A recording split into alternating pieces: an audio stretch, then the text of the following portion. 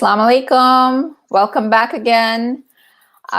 We're so excited to be here tonight. We're all on pins and needles. Of course, it is election night 2020.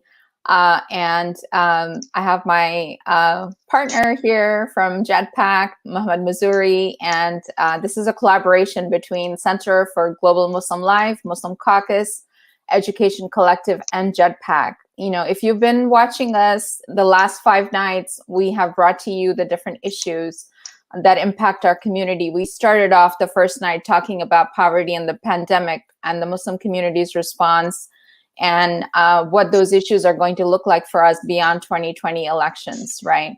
And then the following day, we did fighting racism in the United States and Islamophobia around the world, anti-Black racism, white supremacy, Islamophobia, Hindu nationalism, anti-Palestinian rhetoric, all of these things, how they impact American Muslims. Then we had an amazing session on the disinformation campaigns that have been going on since 2016 and also now in this election cycle. And last night we talked about immigration and the Muslim ban. And tonight, here we are to discuss election night, results on campaigns that we're tracking for Muslim candidates and other Senate races. So a lot of amazing speakers we have lined up for you tonight. We're going to be on until 11 p.m. So we'll be sharing all of those updates with you, and we will have different speakers coming on to give their perspective and their, their thoughts and feedback on what the outcome of this election means, the consequences and outcomes of this election on the American Muslim community. So my colleague, Mahammed Missouri, is on with me. So Mahammed, what information do you have that you want to share about tonight's elections? Thank you, Ghazala. It's great to be with you and to collaborate on this thing. I have to admit, I'm really nervous because of having the TV on in the background. It's going to be weird to do this and constantly think about the results that are coming in on this very important night in our nation's history. So I want to give it just a little bit of an overview of from the perspective of Muslim candidates this year. 2020 is another banner year for Muslim candidates. We're seeing like an increase of people running and a steady, stream of candidates running since 2016. It really went up in 2017 with 77 people running nationwide, which is, still obviously much less than many other groups, but for our community, that's a huge jump.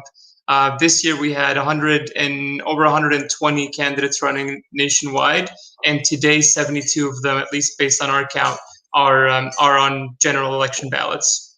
Most of them about half are concentrated in California, Michigan, Minnesota, and New Jersey.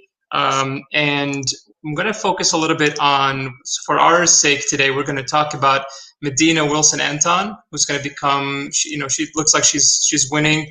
She's in a heavy Democratic district. She won her primary by only 43 votes. And we're going to talk a little bit more in detail about her and other people.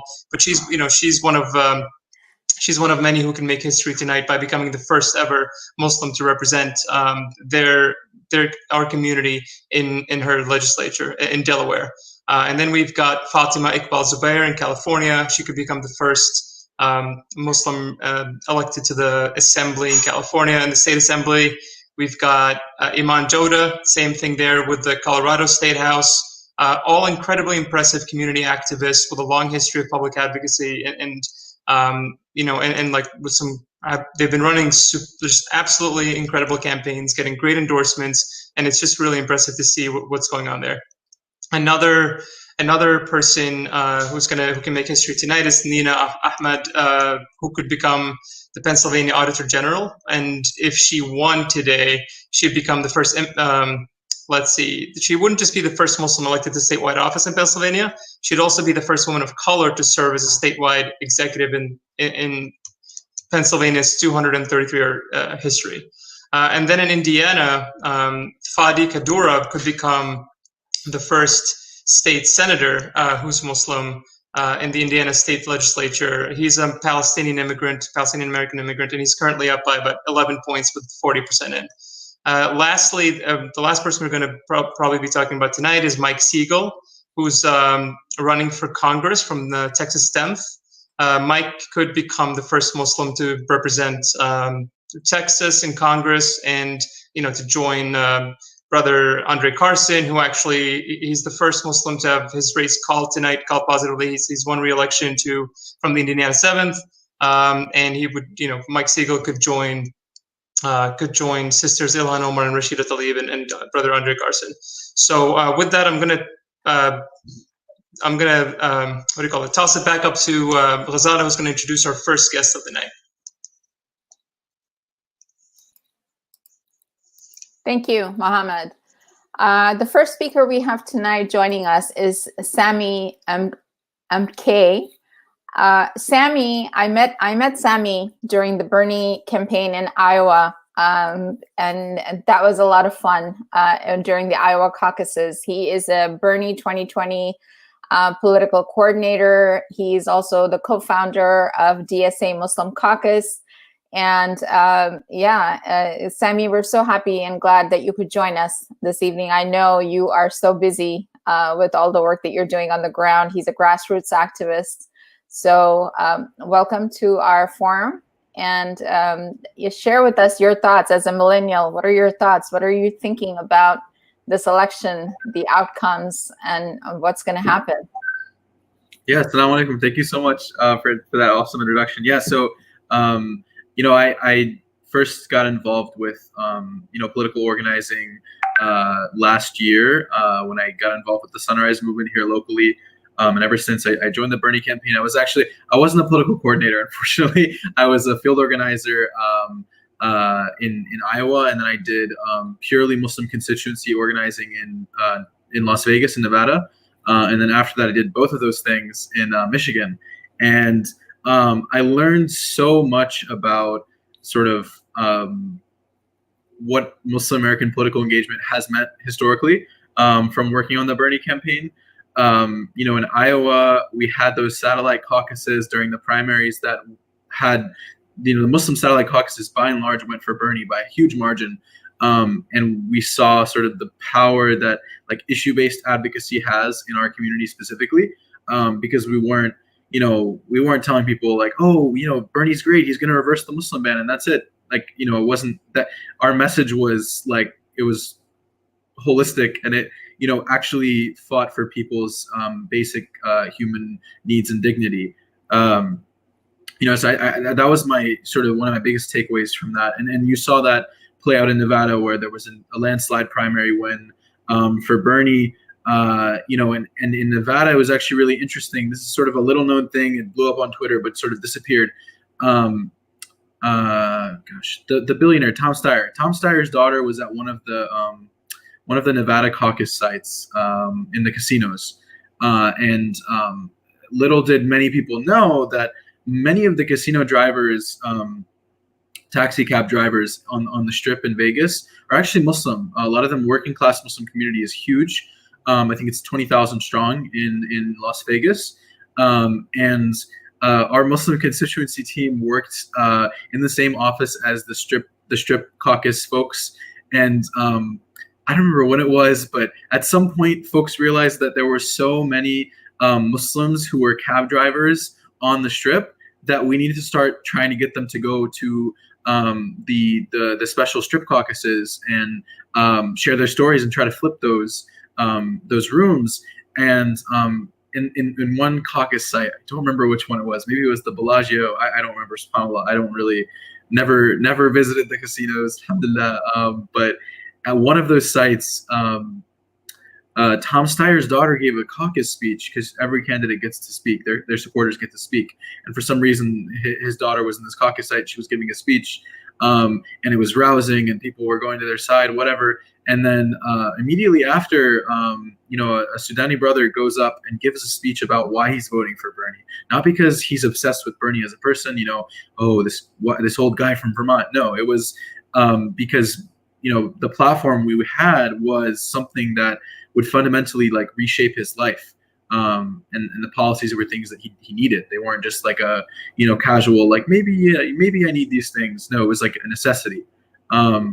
So I think for me, like on election night today, I think of the sort of different race we could be in if the primary had gone differently. And I certainly have thoughts on that. But, my biggest takeaway is that, whatever happens in Michigan is going to be very telling, because when I went to Michigan, the Bernie campaign was directly working with Engage for, Muslim voter outreach. That was like the premier Muslim org, right? Which in hindsight, I have my opinions on and views on that. I think Engage has a very troubled past, to say the least.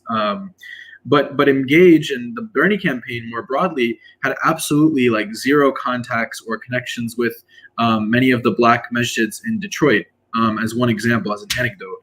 And I think this is sort of representative of the larger struggle within Muslim American political spaces that, we don't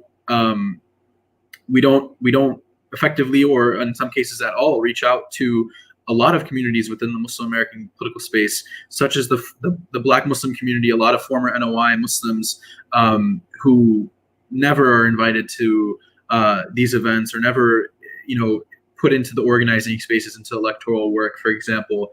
And that can carry over to a lot of other communities within the Muslim American world, such as the Indonesian community, for example. There's so many Indonesian workers that are in the service industry in and around the DC metro area, but how often do we see that organizing work among that community spotlighted within mainstream Muslim American political spaces? So I think there's a whole combination of factors that is really telling about where Muslim, I think, first and foremost, where Muslim political organizing needs to go. Grassroots work, mutual aid work, and then obviously that leads to electoral politics.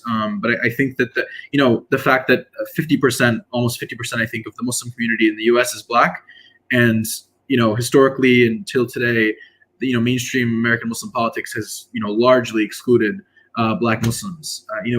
It's immoral. It's oftentimes just replicating racist structures, and it's just stupid from an electoral standpoint for anyone listening that is on these boards that make these decisions.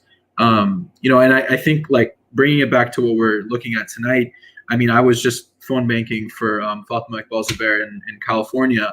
It was great. I mean, we were just I had so many phone calls. People had already voted, were going out to vote. She's done amazing work to engage the community around issues they actually care about. Everyone was excited who had voted for her. It wasn't like oh yeah, I guess I'm voting for Joe. It was no, like, I'm really excited because I want this change. I want to see this change in my community. So, if I were to leave sort of like final thoughts about, what to see tonight, I don't really know what's going to happen. I think there's a million different factors. And if there were a year where polls could be completely off, it would be this year. But I do see the learnings from Muslims for Bernie, that the work that I was doing in that program and all that's followed since, to really like highlight the need for issue-based advocacy and grassroots campaigns across the U.S. Within Muslim communities. And so, Fatima Iqbal Zubair in California, 64, Zahran Mamdani in New York, 36. I mean, these are all examples of more local races, but have potentially huge implications and can lay the groundwork for like truly transformative campaigns. And I'm also a member of the what's called for right now the DSA Muslim Caucus. It will be called the DSA Muslim Working Group in the near future, inshallah. But that is this coalition of umbrella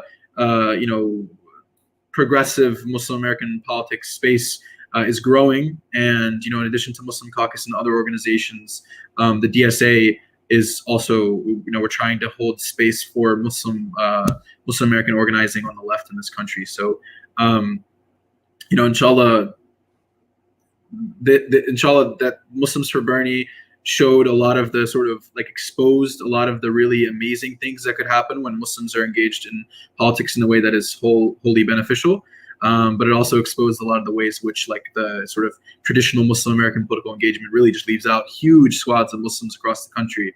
And with that, I'll hand it off to Ghazala again. I don't know if you're coming back, but it's a pleasure being with you all today, and I really appreciate the opportunity to speak to folks. No, thank you so much, Samy. Yeah, I mean, so much of what you said is so true. We learned this year, especially the Muslim Caucus. We were there with you in many of these states, and the work that we saw in Iowa, reaching out to the Somali community, the Arab community, I was just like, blown away at the diversity of American Muslims in Iowa.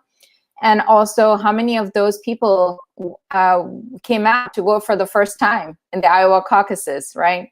And so a lot of grassroots work had to go in there and organizing with these minority communities, people who we don't typically think that they are the ones that we reach out to, because usually when we think of political engagement, we're always looking at fundraising for candidates. So we go after people who have big money, but we also forget about people whose rights we need to protect, who we need to engage at every level, at a grassroots level to advocate for the issues that impact them on their daily lives. So so we continue to look forward to amazing work from you and the DSA Muslim Caucus.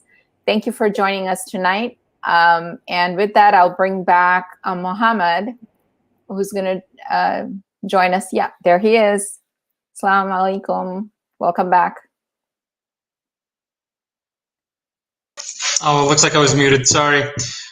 Thank you. And yeah, I mean, I just want to echo what Ghazala just said about Samy's comments. I think, we have to walk the walk as Muslim groups and, different leaders in the community, and actually elevate the working class in our community and make sure that they're, an integral part of the work that we do, and not just like focus on access politics and, access often just being, essentially fundraisers for candidates. There's a lot more that goes beyond that. And I think, one thing that's missing, and we see it all the time with Muslim candidates, is that they'll run a campaign and you'll often see that the Muslim community in their backyard isn't that engaged.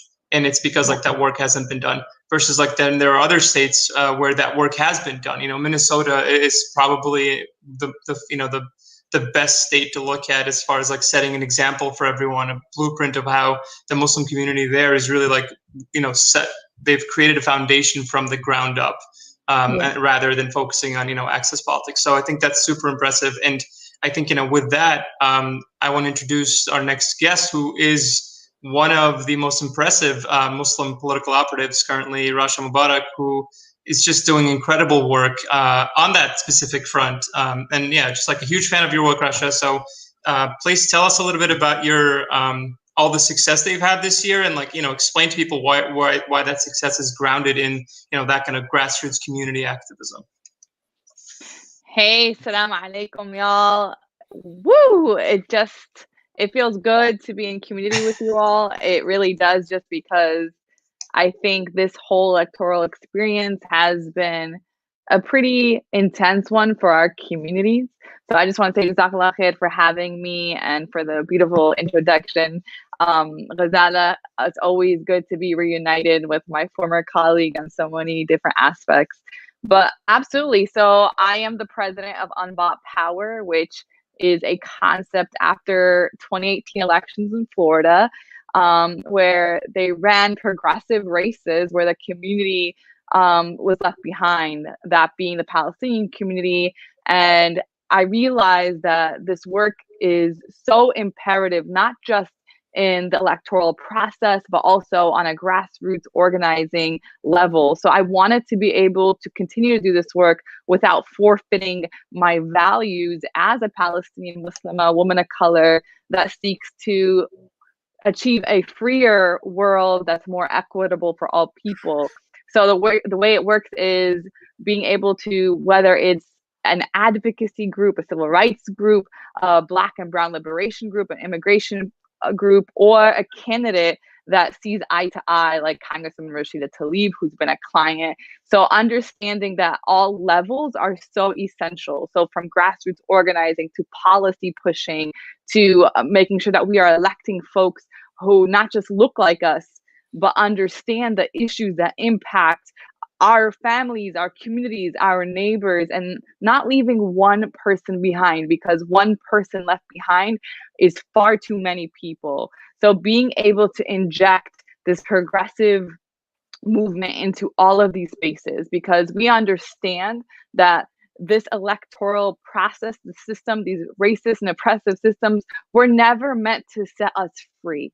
In fact, we see across the nation today that there is voter suppression, and historically it's been meant to further marginalize, which is still existing in this white supremacist agenda.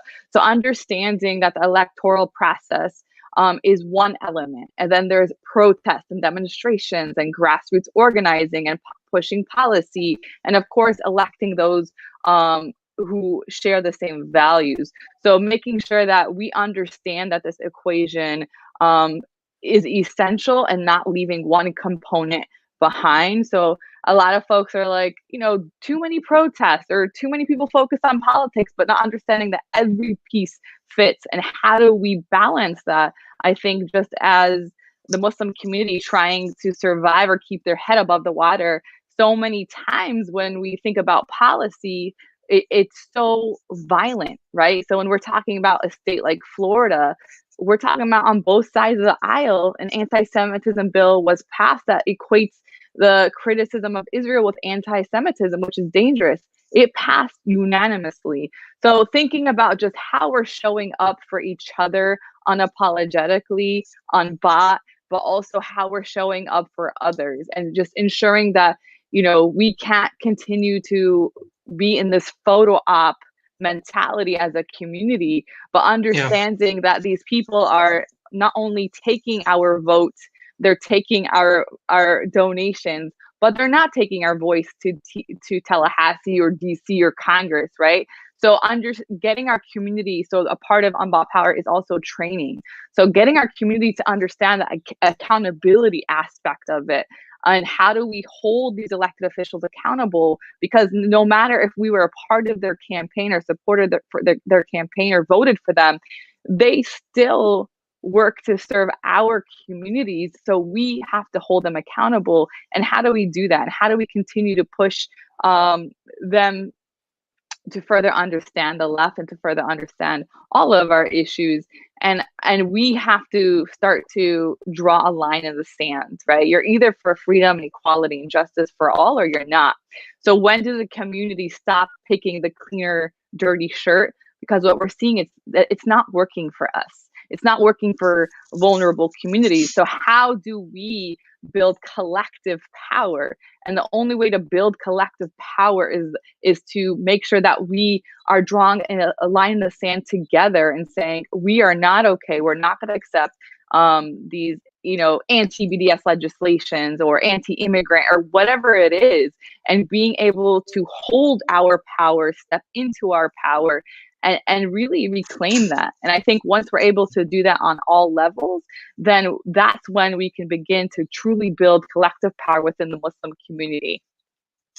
Yeah, thank you for that, Rasha. I mean, I think I agree with you. I think there's a really interesting disconnect right now, I think, that's happening in the Muslim activism space, where you're having people like you, right, like rising through, and like rising stars who have a very different and proven track record of accomplishing accomplishing policy goals through like activism. But now, like, you're stepping into the professional space, and you have been for a while in the political professional space, and I think that's great, because like we need a little bit of that too in that space, right? Like in a little bit of learning how to draw the line. But I guess my question to you is, we're in a very divided country, and within that divided country, many communities are divided, right? Like I think like the Muslim community has done a pretty good job of putting on a brave face for the most part this year. But I do think that we know behind the scenes there's potential friction here and there, and it doesn't have to be over big issues. It's like more nuanced, I think, about the idea of like you just brought up. Do you do the photo op politics, which frankly hasn't brought us anywhere, right? Like at all, and gotten us no sense of power within at any policy making position. Or do you hold people accountable, and what does that look like? So I guess for you being in Florida, I think it's like the perfect state for everything that the divide in our country, whether it's the Latinx community or Muslim community. Can you tell us a little bit about that friction? I guess how do we I guess the question is more, can you talk about why you think friction can actually be good for a community? And how that can help move us forward. Absolutely. I think, first of all, thanks for that question. I'm sure it's not easy to, talk about that, especially on election night. There's so many, this is not the right time, Well, the or election is over why. now, so Yeah, polls yeah. have closed. We're good. We can talk about it. I know, but no, I'm saying even Yeah. I'm okay talking about it regardless of timeline. But my point is that we truly have to understand when we think about Islam, it's not about disagreeing about what Ghazala and I want to eat for dinner, and then you want to eat something differently. We're talking about people's lives on the line. We're talking about how people's lives are impacted. And so, as a Muslim community, we understand, if we take it back to the drawing boards, we are a religion of justice, right? And we are a religion of justice. Speak justice is the lowest type of practice in fighting for freedom, right? So we in Islam believe no matter who it's for and who it's against in the unjust practices, is that we have at least to hate it within our hearts, or speak, or with our own hands. And so internally we truly have to address it. And it's not about personalizing it. It's about, when we talk about systems of oppression, we also sometimes have that within our own community, and sometimes you cannot reform that, right? And understanding if the foundation is built on building climbing up a political ladder that is literally based on a disenfranchised community, it's problematic. And as a community, we have to hold ourselves accountable internally. If we can't hold ourselves accountable, that we can't show that internally, how are we going to go outside and try to practice accountability with elected officials or allies? Obviously save the energy for the opposition, but really we will not build as a community if we have issues that are problematic. So being able to decipher what is an actual issue versus something that seems municipal, right? So understanding that if it is causing harm to a community and someone is trying to build power off of that, and taking it back to the drawing boards, as a community, we believe in justice, no matter which group it's for, and truly digesting that and being able to excrete that on so many levels. And it's just being able to be uncomfortable and having these hard conversations. If we cannot have these hard conversations and structural changes within, then I'm not sure how we see or passively strategize or power map how we can do that outwardly. And so really just having a conversation with ourselves, and where are we putting our energy, investing in the people that are doing the real work, that are truly trying to uplift the most marginalized, right? And doing it in a way that isn't leaving one person behind. And I think that it's just a conversation that we have to have. And as far as Florida, I would say we've been able to be successful within the immigrant advocacy community, for instance, even when it seems that hard to do. And I think an example I will give is in 2018, I was a facilitator of a coalition called the Trust Act Coalition, and it was 38 advocacy organizations in Central Florida that either focused on immigration work or did complete immigration work. And after a 1.5 year long fight, we passed the first ever Trust Act, not just in the state of Florida, but in the southeast region of the country, that said law enforcement within the city is not to comply with ICE. And it was a 1.5 year long fight. And at the time I worked for a Muslim organization, because we come from this culture where we believe in like authority and power over our own selves, is that Rasha was causing trouble with the mayor, not realizing that it's called agitation, and how we push policy. A 1.5 years later, we were standing with the mayor and passed the first ever Trust Act. So understanding agitation in movement, understanding how we build power, and how understanding accountability even within our own selves. Thanks, Rasha. Yeah, I mean, these issues, it's not unique to the Muslim community. I just want to say that, Absolutely. that this is human nature, right? And people are always looking for opportunities. And there are political opportunists in every community. And For so sure. the thing that we have to remember is, I think for us as Muslims, at the core of our belief, our faith values, is dignity and human rights and human values. What we want for ourselves, we should want for our brother. And so I think that's why we find it so hard when we see that in our own community.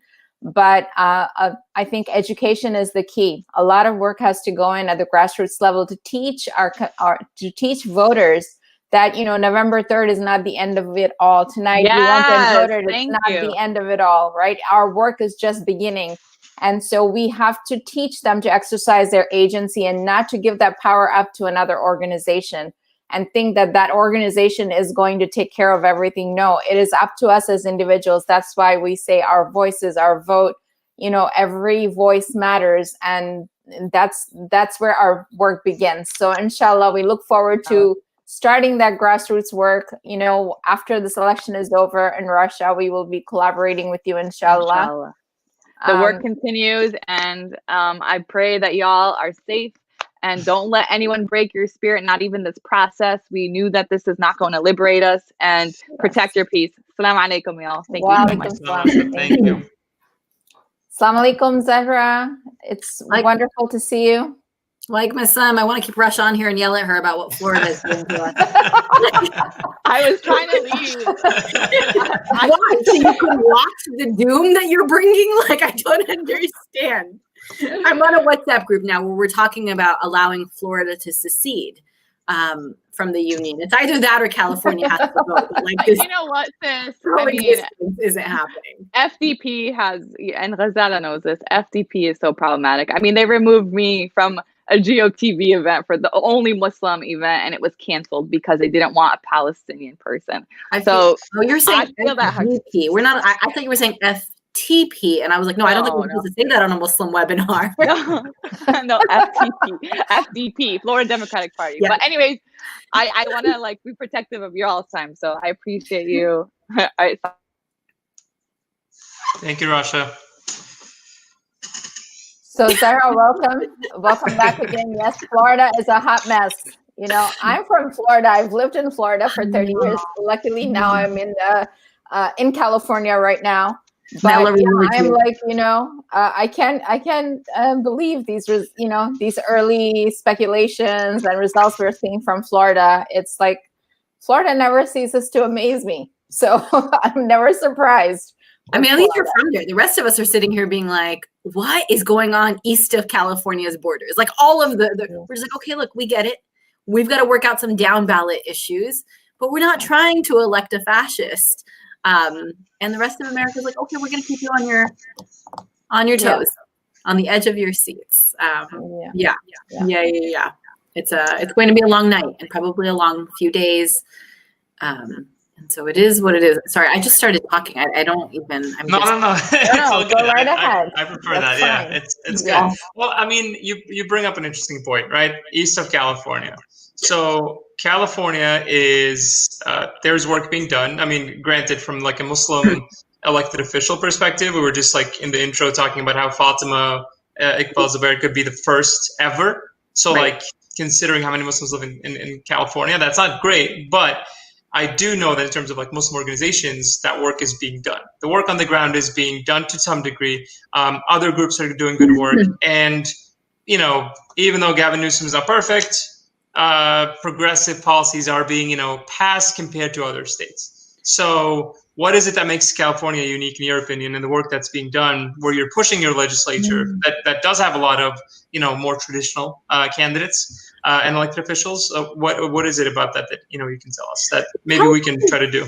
Yeah, California is special, right? So there are 1 million Muslims here in California, but we are spread out across an incredible geography. It would take more than a day to drive across the state, whereas in other parts of the country, you could drive through multiple states in one day. And so the organizing is a bit harder, the concentrations are lower, and so that makes it even more challenging to have a very strong ground game. So given the resources and the number of Muslims here, we're behind schedule on getting Muslims elected to state office and to higher ranking positions. And so there is a long way to go there. Fatima Zubair, I think, presents a really incredible opportunity to elect a Muslim woman, a visible Muslim woman, someone who is open about her identity, organizing with the Muslim community into the state legislature. But it's not just her. I mean, we are excited to see that there are more than a dozen Muslims running for various offices across the state. Right here in the San Francisco Bay Area, we have at least one incumbent who's already been, he's running unopposed. He's running for city clerk. We've got people running for city council. They're running for mayor and school board. But what makes California unique, I would say it is the community's investment in resources, right? So using just, for example, Care California as the model, we're a nonpartisan organization. We can't endorse candidates. We can't even support the Muslim candidates. We can celebrate them once they win, but we can't support them before they get in. But if you were to just look at our C3 structure, there's over 50 staff across the state. And together they've been working now for many, many months before the election, even on the census. They have been making tens of thousands of phone calls, sending out tens of thousands of text messages. They are out. So, we weren't in the community doing in-person interactions during COVID, but once the COVID regulations changed, they figured out, or updated, they figured out how to do that safely. They're doing it with masks and 6 feet apart. The digital organizing has to be top of the line. We have to make sure that people can access the resources they need. And, something that I think about a lot in terms of a gap with Muslim organizations and our community is language access. I can't speak for, of course, other parts of the country, but I've seen a lot of times that the organizations that we do our work in do all of the work in English, right? So we're reaching high propensity voters, we're reaching upper middle class people, we're reaching people with language access. How do we get to people who don't speak English, people who don't have access to the internet as easily, right? So that's where we do the text messaging. That's where we have to do the in-person interactions. And so we've been doing all of that across the state, not just this year. I talked a little bit about this year. I said the census and the elections. We said, okay, we can't do candidate forums in person. Let's do them virtually. Let's do them on Facebook, right? Let's download the videos so people can share them on WhatsApp. We know that viral WhatsApp forwards can be more influential sometimes than anything an organization can do, but we've been doing it for over 25 years. And so if we were to say, okay, like what's working in California, it's that the community is investing in its organizations. It's saying we know that we are stronger when we build power, not individually, not for personal gain and access, and not even just local community by local community, but really across the community, building a strong organization so that no matter what comes tomorrow, hell or high water, they know that care will be there for them, right? That care, like one of the things we're doing in preparation for post-election scenarios is we're reaching out to the mayors right here in the region and saying, okay, like we can't control what happens in DC, but we need to know that you will protect your local community. You will protect the people that vote for you and pay for your salary right here in this neighborhood. And then you guys have all said this, and I know that speakers before me and after me will continue to say this, is that the work has to continue after tonight. It has to go on and on and on. And if we can do that, if we can sustain the energy that we're seeing today and in the lead up today, then we're going to continue to build, right? We will have setbacks along the way, but we will continue to build. The fights that we're having in California, frankly, are not about whether we're going to elect Trump or Biden. Like those aren't even questions necessarily for the majority vote in California. Here, we're thinking about workers' rights, right? How is it that we ensure that people who are driving for Uber and Lyft get the same protections that all of us take for granted in our jobs, like unemployment insurance, like workers' compensation insurance and paid sick leave and so on, right? We're passing legislation here to protect people from police officers and police violence. And we're also pushing back, right, on property tax exemptions for major corporations. And so there's a lot that needs to happen. And while it's important that we focus our energy on what happens in DC tonight, let's make sure that we keep investing in the organizations that were doing the work in this election and in this cycle. So if you saw an organization in your community and you were like, I really loved what they did, I really appreciated how they came to my masjid, I really liked that text message they sent me, whatever it was, whoever it was, they will need your support tomorrow too. They will need your support next year and the year after. And we've seen, and I'm not saying this to brag about Care California, but really to remind us that when we invest long-term, when we invest continuously, and when we invest generously, right, organizations can grow and do the work that they're doing. We've seen that even with the growth of Muslim Caucus and Center for Muslim Life and Jetpack, is that as your donors invest in you, you can do more effective work, right? So we've got to pay attention to what happens tonight. We've got to keep on investing, and then we've got to keep doing more work. And we've got to work, we reference down ballot as we think about voting, but once voting passes, how do we ensure that all of those things are implemented? How do we continue to say, we're not just going to fight back against the things that we don't want, but we're going to build what we do, right? Like, we're going to imagine and dream about what we do. And in California, we're dreaming about economic equity for everybody, about well-funded schools, about accountability for police officers, and, dare I say, defunding the police so that we can all be safer rather than terrorized by the people we employ. I'm going to stop there. I know I've talked a lot as the caffeine from election night is kicking in. No, I think all that is very good information. And what you mentioned, down ballot races, just for the same reason, federal government, I was reading some of these exit polls. More than, I think 57 or 58% of the people are unhappy with the way the federal government is operating right now, or the work that they're doing. And we've seen, in the last 4 years, that federal government sometimes is just not there. We look for leadership and it's not there. And it's so important for us to get involved in down ballot races and make sure we're electing the right people at every level of office, because some of these down ballot races, like you just mentioned, all of these things, like you were talking about in California, it's the local elected officials who are making those policies. And so we really have to get involved in every state, not just California. And like you said, yes, amen. People need to invest in the organizations, not just one organization, but, all the organizations, because American Muslims are very diverse. Our issues are very diverse, and our community is diverse. So no one organization can represent us. We all need to work together collectively. So we need the support of our community collectively, for all of us, because together we will be stronger. Otherwise, what happens when that's not there. So Tahirah, Assalamu alaikum, Tahirah Amatual Wadud, for joining us again this evening.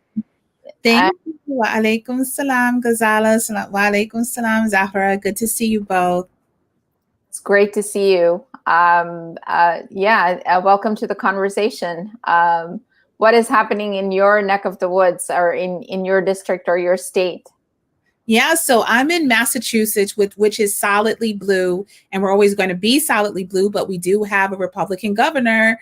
The funny thing this evening was my sixth grader was trying to understand the Electoral College, and his question was, well, how could one person win the popular vote and still lose? And so I just tried to feel my way through that conversation by saying, like, everybody in Massachusetts could vote for your candidate, and it's just not the right state for that type of turnout. So, and he was really frustrated, but it's time for these kids to go back to school. We need COVID to be over so that they can get education from folks who can actually explain from the civics perspective how the Electoral College works in a way that doesn't disenfranchise him before he becomes a real voter. But speaking of disenfranchisement, one of the things that I'm so excited about tonight, and it almost feels like New Year, where you're starting a fresh and a new and turning a new leaf, regardless of who's elected and who is going to be our president. The reality is that we can't rest. And I heard both of you say that we still have to push. And the reality is that even with the good guys, quote unquote, in office, we have to engage with our advocacy. We have to, as a Muslim, as marginalized people, as people of upper class, lower class, all spectrums of the socioeconomic spectrum, we have to push even the good guys to do better. We have to push the good guys to embrace policies that work for us and our family. And I think that's what we all learned over the past 4 years.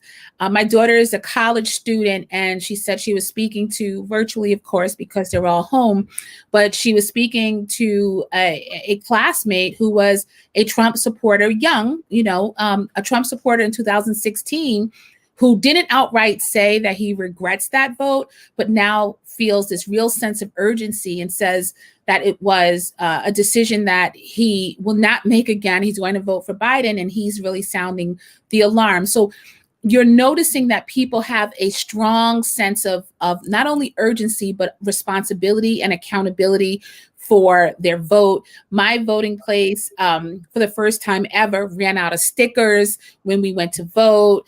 All of the booths, we didn't have a line, but that's okay. Where we are, that's fine.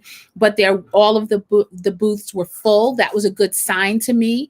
I'm checking in with my friends and family throughout the country. South Carolina showing up, North Carolina showing up.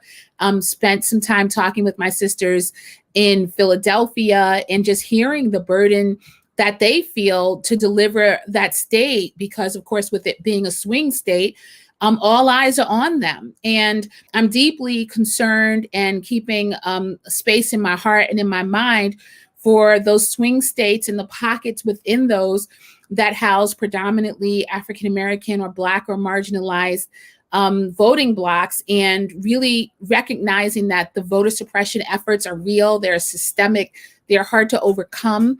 And so I remain deeply grateful for the reserve and the turnout of those people who are actually risking their lives to vote. Like, let's recognize that there are people amongst us who, since the primary, have risked their lives to be able to vote. They've stood in line with masks. They stood in line in the rain and in the cold. They stood in line for hours.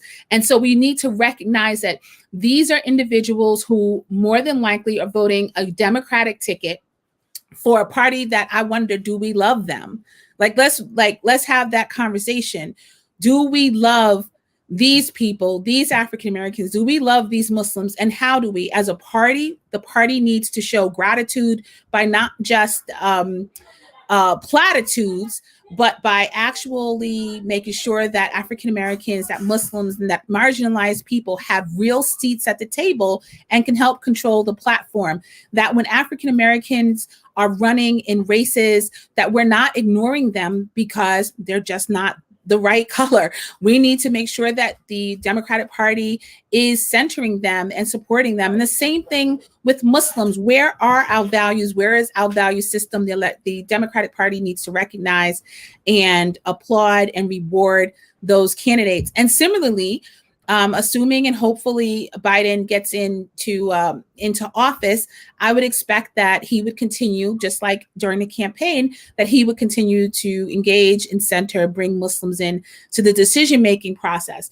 I'm also really interested in what's happening with the Senate races. We know that we have Senate candidates throughout the South who are showing up, who are running strong races. Jamie Harrison versus Lindsey Graham. And that's a race that I'm very interested in. I mean, it would be wonderful to flip the Senate. And we know that there's so much power. If we haven't learned anything in the last 4 years, we have learned civics. I have learned what the Electoral College can do and does. But we also have understood what the Senate does, what the House does. And I'm really hopeful that in addition to taking over the White House, that we also can take over the Senate and maintain. I'm greedy, right? But I'm hopeful and I'm dreaming, just like Miss California was dreaming. I'm dreaming also. And I hope that we get there. Yes, inshallah. We have to flip the Senate. Yes, as you said, if we've seen this drama between the Senate and the House and the White House, it's crazy of what has happened. And yes, both parties have no understanding of the diversity of the American Muslim community. At least we are able to speak with the Democratic Party and have some sort of a dialogue and engagement. Republicans, I don't know where they are. They've kind of just, written everybody else off except for white supremacists right now. That's how I feel. And so these conversations need to continue to happen. And the Democratic Party, like you said, needs to show gratitude and needs to embrace. You can't just say in word that you are a big tent, of diverse people, representative of America. You also have to act that way. So inshallah, it is up to all of us to hold our parties and our politicians accountable. Yes. And we have to do the work. As we've said before, the work is just beginning after today. That's right. Thank you so much, Tahirah, for joining us. Assalamu alaikum, Amer. Thank Hey, you for everybody. joining us Alaikum assalam. tonight. Of I course, see it's my you pleasure. are working somewhere, monitoring or counting votes. What are you doing in the background?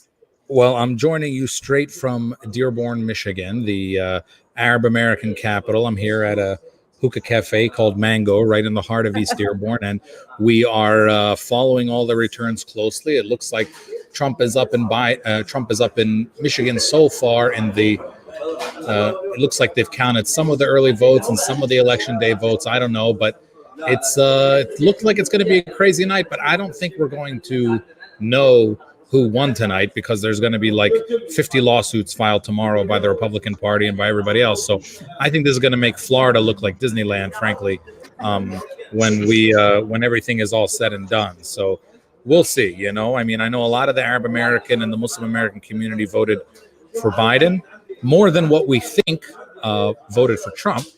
But you know, as I said, you said the fight continues because, yeah, Biden is not a great candidate for us, either in foreign policy or domestic policy. I guess he's better than Trump, but who knows how much that means. And, you know, let's see what happens. But kind of like I put out a video a few days ago, about a week ago, where I said, you know, we all know that in Islam you can't eat pork, but if there is like extreme hunger and there's no other choices and you don't do too much of it and you don't enjoy it, then you are allowed to eat pork to survive. So Biden is the ham sandwich. You know, we're eating him tonight to survive, but once that extreme hunger is over, the prohibition comes back into effect. So we're going to have to fight against him, I think, especially when it comes to foreign policy in Palestine. I mean, he's the only candidate who has ever said out loud, I'm a Zionist. So, you know, we have a lot of work ahead of us. And we just, as long as we understand that, I think we can deal with whatever the results are tonight.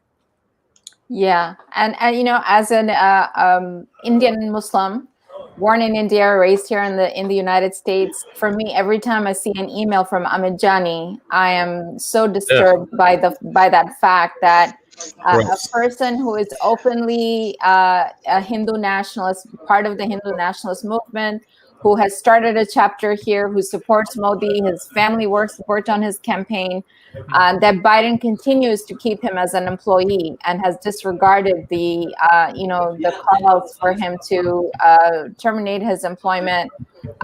Because, you know, how can you say you stand up for Black Lives Matter or you stand up for all of these other people's rights, but when you're just not being equitable when you ignore this fact, because Biden campaigns basically said that, oh, we don't want to, you know, disenfranchise the Hindu nationalist folks here in this country because, you know, of fundraising. Well, if that is the attitude they have now before he's even the president, what is the attitude going to be when he is elected president? So there's a lot of accountability. Ghazala, don't get me started on Ahmed Johnny and Gage and all the different stuff. We're trying to keep it, you know, as halal as possible here tonight, you know. But I mean, you know, there's a lot of stuff that went on in the Biden campaign, is still going on, that I think is going to be. Look, we just have to understand that the fight is ahead of us if he wins, and I'm not so sure that he will, but if he wins, the fight is ahead of us. And as long as we understand that he is the ham sandwich we're allowed to eat in the middle of the desert when there's no other choices, we're not allowed to enjoy it, and we have to stop doing it right when the extreme hunger is gone, then maybe we'll be able to deal with this administration if he wins. Well, I mean, Ahmed, so I think you're absolutely right. I mean, like, it's, you know, the difference between obviously Trump and Biden for us is going to be, at least with Biden, it's a good fight and it's not just playing defense. And I think that to me was like the biggest difference. But I want to turn it over to, since you don't want to go there, I want to turn it over to what you're doing in Michigan specifically. And, you know, you're one of the few states that actually, you've got, you know, today on the ballot, I think, at least by my count, and it might be more, 5 people or 6 people on the general election ballot in Michigan. Several of them are incumbents, and that's like something that's unique, I think, to the Michigan community. So, and you're adding Abraham Ayash tonight, I think, inshallah. So, can you tell us a little bit about that work that's being done in Michigan, and what is it that you're doing where you have Rashida and all these other people who are setting the table essentially for future success for many others? No, I mean, there's a lot of exciting stuff happening in Michigan, as you said, with Rashida and Ibrahim Ayash, and a lot of people coming through the pipeline.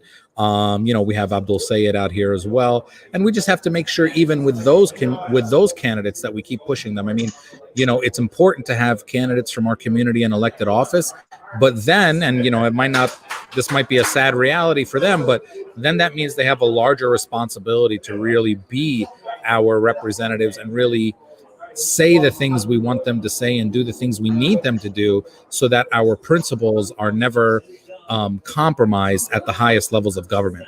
And so we do have a lot of that going out here. We've been very lucky to have, Rashida, who has been a superstar in the Democratic Party and rising up. And hopefully there'll be more like her. And we have more progressive wins throughout the country with politicians who have been, talking about Palestinian rights and talking about BDS, like Cori Bush and Jamal Bowman. And hopefully we'll have a lot more. But the establishment Democratic Party, which unfortunately there's still too many of them, is still in many ways hostile to us. And what I fear most is that if Biden does have a decisive win tonight, there might be this narrative that campaigning in a moderate way is the way that you win elections. And that could actually be a blow to the progressive movement if the moderate wing of the Democratic Party sort of is reinforced in their moderation and centrism. We just have to understand the possible sacrifices we're making to get Trump out of office. There's a lot of fights ahead of us, and we just have to be clear-eyed about that. Well, yeah, I mean, I think that as far as that's concerned, we're looking at the exit polls today that were on Fox and made the rounds on Twitter, right, where you see that pathway to citizenship versus deportation. 72% of people in exit polls nationwide support a pathway to citizenship over, when asked that specific question.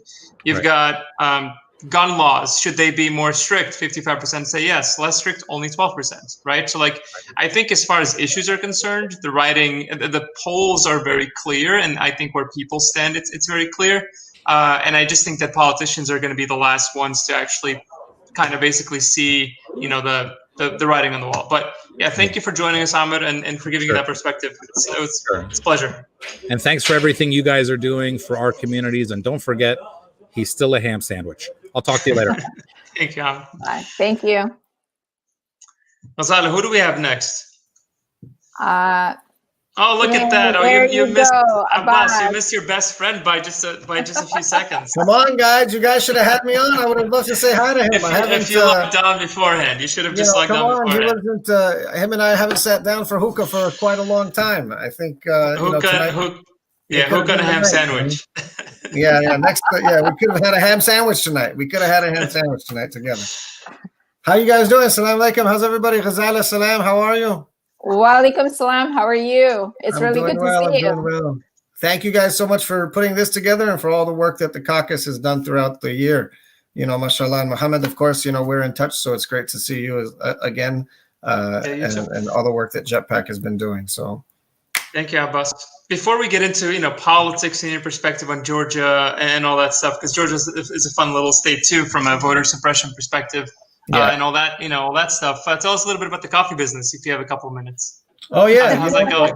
Yeah, I think that's nice. Thank you for the plug. Yeah, it's definitely. Nice to know. To be honest with you, though, to be perfectly honest, the coffee shop was located right downtown, and it was on, right around Georgia State University's campus, and it quickly became a sort of cultural hub for the progressive left. We would have regular meetings at the shop, and we would kind of open the space up for just about any political activity that was happening on the left, whether kind of far progressive left, even some really kind of radical kind of left activity, but then also a lot of space for community gathering, community discussions. I remember on the protests after the first Women's March and the Muslim ban announcements in January of 2017, our shop was actually home to people creating signs and then going out to the rallies. And it was sort of like on the message boards all around the city and all the text messages around the city. Meet at Ibrik Coffee Room so that we can make the signs and then go out to march. So we've always, really been part of that. And I think, if you give me the platform, I will say that for me, being politically involved is about leveraging almost every resource you possibly can in creative ways to support the general cultural movement towards, the long-term goals that we have here. So even a coffee shop that's a private venture, there are certain things that you can do to create that environment, create that space out in such a way to give these moments and these movements some power. I'm not a wealthy individual. This is a mom and pop shop operation that's been much more of a burden than it has been a blessing in recent years. But alhamdulillah, the blessings are really in the people that have come and the kind of position that it's been in the city as a cultural and political voice and space. And so, if you ask how's it going right now, not the best because of COVID. We shut down a couple of the stores. But what's really nice is that we've maintained a very strong community environment in the digital space. And so it's nice to still bring those people together for webinars. We have meditation rooms, we have book talks, we have music shows, we do all kinds of cultural activity online. And I shouldn't say we, it's really our creative team of baristas and cultural workers that have made that alive. So that's been really nice. So yeah, I'm going to plug it. Ibrik Coffee Room, EBRIK, coffeeroom.com. Check us out. That's awesome. No, thank you guys. So, look, I know that Georgia is a pretty big state in terms of, this year's election and some of the Senate seats, as well as just the possibility of the state turning blue this year, which is pretty amazing. And I know that some folks are paying attention to that, but it's also home to another conversation, and that's around the QAnon conspiracy theories that are out here. It's no secret that many of the far-right Trump base, the really far right, the kind of far right that when I go fishing in the mountains, they have signs in their yard that say, Trump 4 more years and beyond, okay, or Trump 2020 and beyond. And so really the congressional campaign signs out here, I'm not joking with you, when I go up to the mountains to go fishing, the congressional campaign signs are literally a machine gun and the guy's name. Okay, like that's what we're dealing with down here. And so it's a pretty intense environment. So instead of talking just about the mechanics of the races and why they're significant down here, I think a lot of that's predictable. There is something that I'd like to talk about, and that is the QAnon conspiracy theories that have been really a big part of our political environment for the last year, especially in the internet space, the quote unquote, and the kind of ephemeral disinformation, misinformation discussion. What we saw is that these sort of mother of all conspiracy theories congealed underneath this QAnon conspiracy theory against the deep state, the liberal elite, the global elite. And what I expected at the beginning of 2020 was to see a kind of sharp rise in anti-Muslim bigotry and Islamophobia connected to these larger conspiracy theories. And I will say that I was a little bit surprised that although we saw some kind of bubbling of that, it never gained the traction that I expected it to.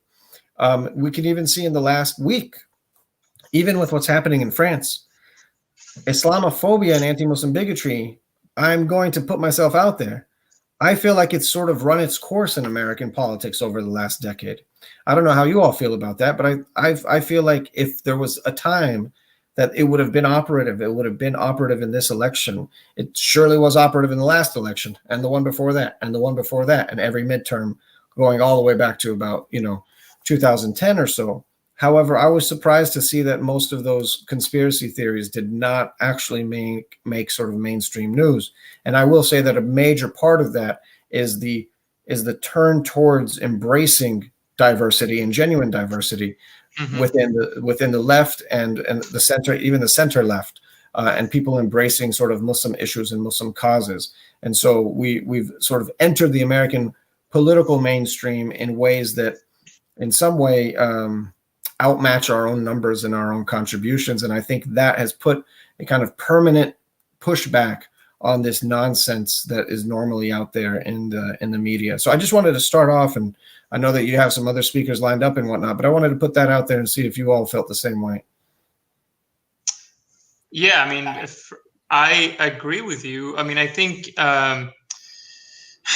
what Trump did with being so visibly and aggressively anti-Muslim, right, versus like the George W. Bush and even a lot of Democrats of like just being a little bit more subtle about their bigotry with the Muslim community. I think that changed the game for the media, to be honest, especially the media on the center left, I guess, right, like and just like traditional networks where they now are a little bit more cautious because they understand that, okay, well, these words actually have these really bad consequences for Muslim Americans, right? So I think on that front, yeah, there's definitely a hesitance about promoting Islamophobic rhetoric.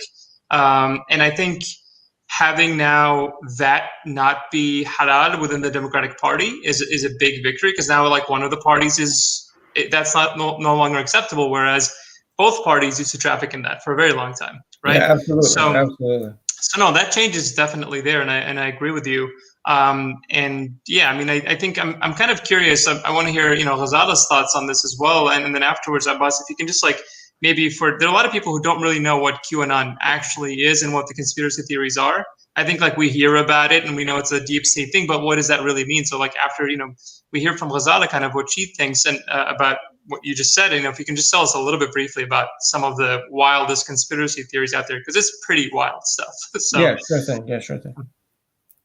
Yeah, I mean, that's interesting because a couple of days ago we had a forum on disinformation and all these conspiracy theories, and one of the I think one of the things that kept coming out over and over in our conversation was how Facebook is kind of responsible for promoting a lot of this, and especially Islamophobic content, and just overlooking and just allowing all of these, fake media, fake news, conspiracy theories, whatever you want to call them, against Muslims. So what are your thoughts around that? It's absolutely right. Facebook does have a serious problem. And I will point the direction towards a recent report that's just come out.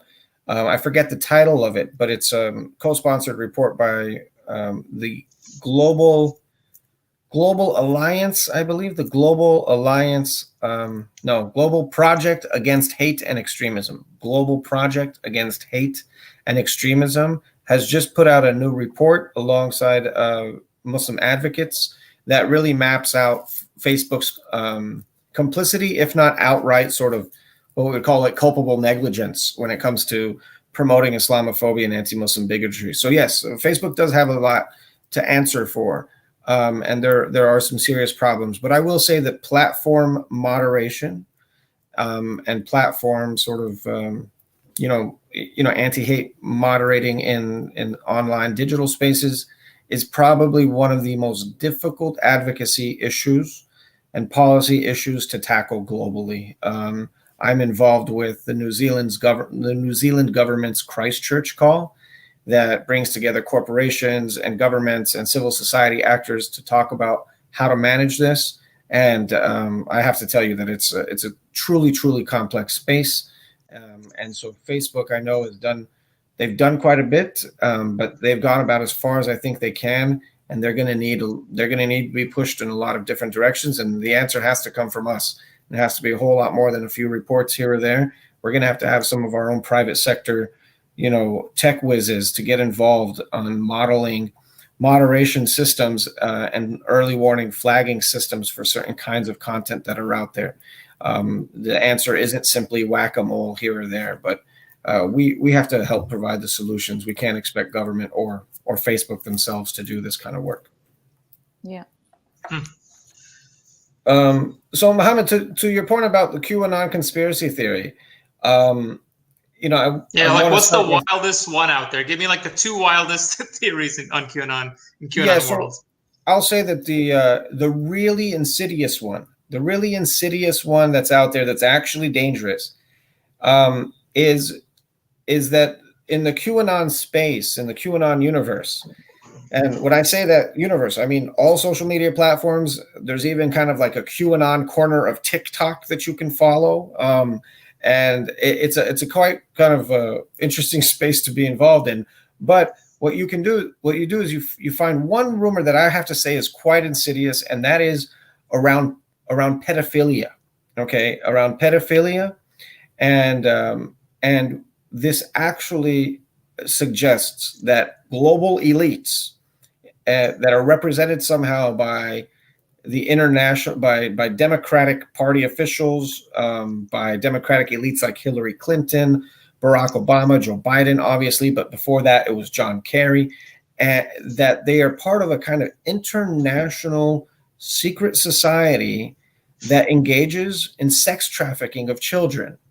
Now, this sex trafficking of children and this kind of killing of children in ritualistic ways. So there's like this belief that this elite of like George Soros and so they'll get like George Soros, put him next to Clinton, put him next to Bill Gates, that they literally sex traffic and kill children in these like grotesque rituals. However, when you do what we would call the genealogy of these theories, they actually go back to blood libel conspiracy theories against Jews, anti-Semitic blood libel conspiracy theories. They follow the exact same framework, the exact same language, and it's very much a cover for that kind of anti-Semitism.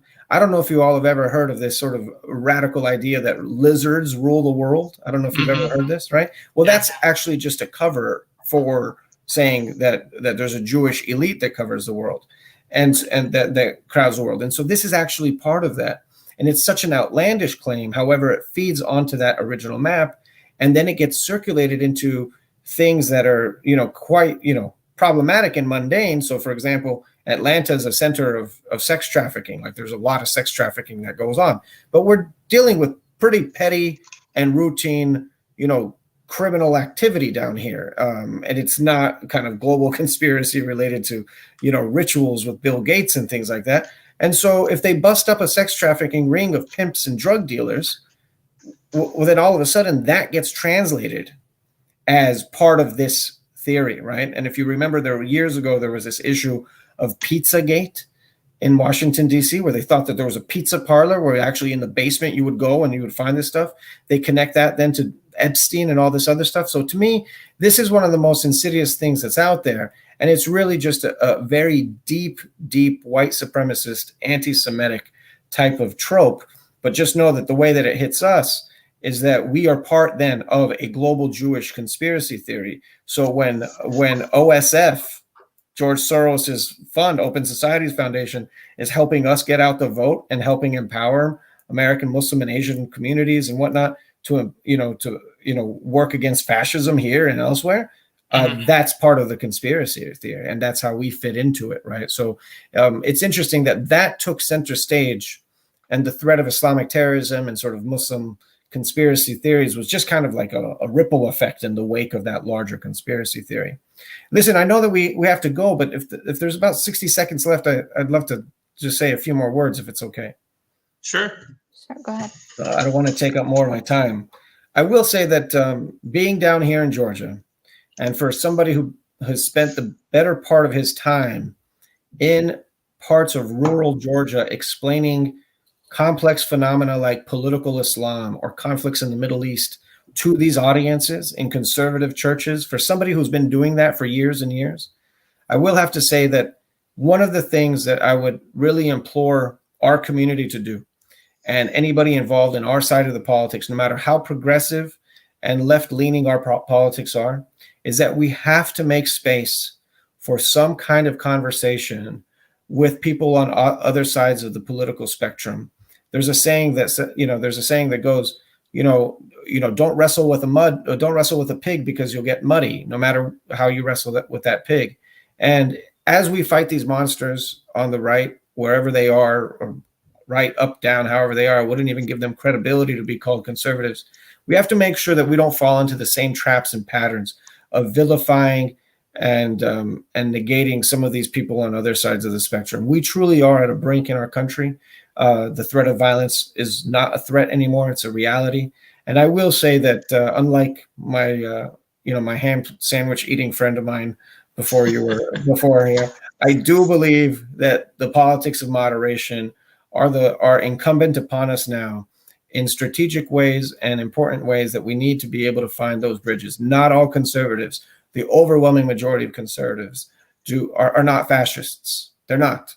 And people need to understand that. And they need to understand the worldview that they come from, just the same way that we ask for people to understand the complex worldviews and communities and histories that we subscribe to. We have to have the patience and discipline to listen and engage and win on ethics and on principles, and not simply try to turn national politics into an arm wrestling match. Because if you win, it doesn't mean that you win the battle, but it doesn't actually mean that you won the war. And so for us to have long-term change in the society, we really have to recalibrate our own politics, even after I believe we're going to take this presidency back. Amen to that. That's just my little soapbox there. It's not so popular to be moderate anymore, but it really isn't, Abbas. I don't know. I'm not so. It's I got you, man. No. I mean, I think building bridges. You're absolutely right. Like these are things we obviously have to do and talk to people who disagree with us. But I do think, as far as the conservative movement having been co-opted by the extremes, and it's possible that the majority of people who are conservative, because I do think we can lump in Democratic voters into there, independent voters, etc. So you're right from that perspective. I think, like, from a more political partisan perspective, one party has really been taken over, and like the reason I wanted you to talk about QAnon, I think it's an important perspective, with your expertise, is it's no longer a fringe element, right? No. It's like it's in the mainstream, and there are congressional candidates who proudly tout their QAnon credibility. And so, and like they raise that flag. So I think we do have to, build those bridges and help people cross them, but I don't think that's easy. So, but I agree with you. There's certain lines that we don't want to cross. I'm not sitting across the table with a QAnon conspiracy theorist. Yeah. All right. Thank you for joining us, Abbas, and from that perspective. Appreciate it. Thank you so much. Sorry, we ran out of time. Thank you so much for joining us. Assalamu alaikum. Ghazala, do you want to introduce our next guest, Fayyaz? I think that would be great to get, Fayyaz. Assalamu alaikum, Fayyaz. Thank you for joining us as he comes on. Thank you. Assalamu alaikum. Assalamu alaikum. How y'all doing? Good. Fayyaz is a Bernie delegate from California, and he is a policy advocacy manager for CARE LA. Fayyaz Nawabi, welcome to our forum. Assalamu alaikum. How you all doing? Thank you all for having me. It's great to be here. I know I just have a few minutes, inshallah, and we'll go by quickly, inshallah. I just wanted to give a couple updates on what's happening right here in this good old state of California, alhamdulillah. Voter turnout has been immense. I know we've had early numbers already in counties like San Diego County. Earlier this morning, we got reports that over 70% votes have already been brought in. So we're really excited with the voter turnout that's happening right here in California. In areas like Central California, which is historically a red area, we found that over 55% of voters in Fresno County and areas in the Central California have already voted also. We're monitoring those numbers as they're continuously coming in. There's going to be polls are going to be closing here in California in about 35 minutes. So we're really excited to see what's going to be happening here at this local level. There have been instances of voter intimidation that has been happening here in California. I know there are some stories here and there all throughout the country.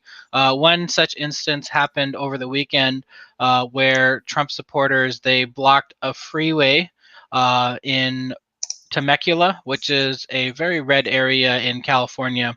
It's about 50 miles away from LA County. So these Trump supporters, they blocked the freeway. They wanted to disturb people's ability to get to the polling stations and their vote centers and really trying to hamper them from voting. But that situation was mitigated later on. There's also been issues of electioneering, which is basically electioneering, which is basically intimidation, where folks bring out signs and wear shirts or hats, and they try to intimidate people as they're going towards their respective precincts or their vote centers. I know myself, when I went to vote in Orange County on Saturday, there were people that were wearing like MAGA hats and coming inside and like mean mugging folks as they were voting. So this is something that has been happening, and we are constantly telling community members and folks that are going out to vote, there's a hotline if electioneering is happening. You could call 1-866-OUR-VOTE. To report any electioneering, any intimidation that's happening in any area that you are voting in. One of the biggest changes that the state of California made with regards to elections is we switched from precinct voting, which is something that's commonly used throughout the entire country in different states, and we switched to vote centers. So basically, the big difference between a precinct voting format to a vote centers allow community members that, whether they live in the northern part of a county or a southern part of a county, if you are within that county, you could vote in any one of the vote centers and your vote will be counted right away and not be put on something like a provisional ballot. So for example, in Orange County, if you live in Irvine and you vote in a vote center in Anaheim, your vote is going to be counted right there. It's not going to be put on a provisional ballot. And we're really thankful for that move. This did decrease the amount of places where folks can vote. However, with the marketing of mail-in ballots and the market of early voting, we still see that these high turnout numbers are happening right here in the state of California. Do you have any questions for me? Yeah, Fayyaz, I was going to ask you. So you said turnout is really high, and it sounds like maybe one of decreasing the number, but actually having, I guess, more accessible voting centers, right, rather than like an obscure location, seems to be a good idea, especially if you couple it with universal mail-in ballots. But so how's turnout been in California today? Has it been good? And what can you tell us about Sister Fatima Iqbal Zubair, and her chances tonight? Yeah, she's running in Watts. She's running against an incumbent and Assembly member Mike Gibson.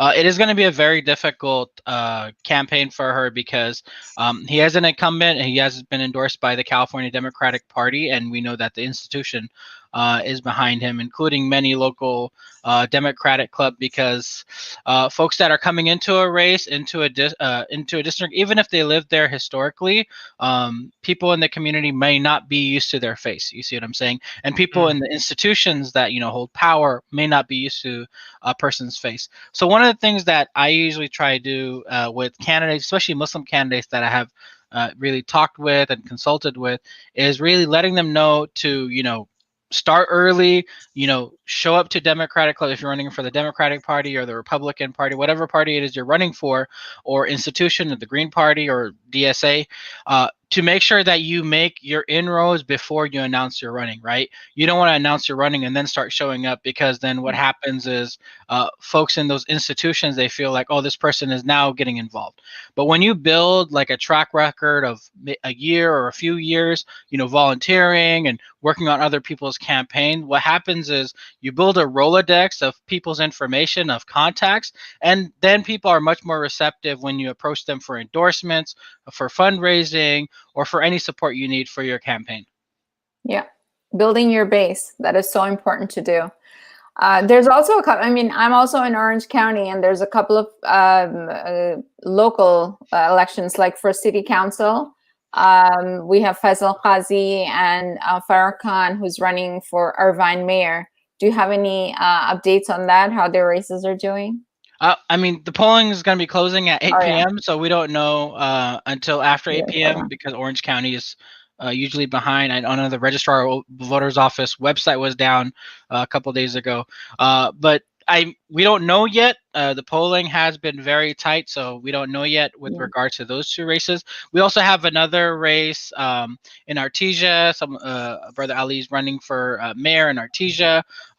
Again, we have Faisal Qazi running for city council in the city of Fullerton. We have great allies like Eugene Fields, who's running for city council in the city of Orange.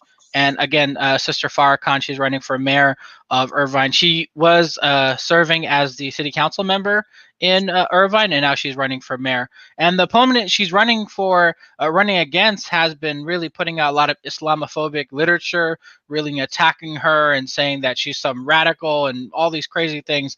It's really upsetting. However, we are hopeful that inshallah she does great. Coming out tonight, we won't know the final numbers or when this race is going to be called until probably 11 p.m. or 12 a.m. in the morning. Yeah, I think she's one of about 15 people in California at least, because I think there could be more too. We've got a couple of mayoral candidates. You mentioned one. We also have like Naz Khan in Fremont. Faisal Qazi's running for Fulton City Council. Sabina Zafar, who could become, she's a vice mayor of San Ramon City Council, and she could become mayor today. So that would be really cool. And I also noticed Antonio Lopez out in East Palo Alto. I think he'll be first Latino Muslim brother potentially elected. One of the first. So that would be exciting. So, Fayyaz, thank you for joining us and for giving us a California perspective. We really appreciate it. All right, Salaam alaikum. Thank you all for having us, and I wish you the best for the rest of the program, inshallah. Thank you so much. Thank you for joining us, Fayyaz.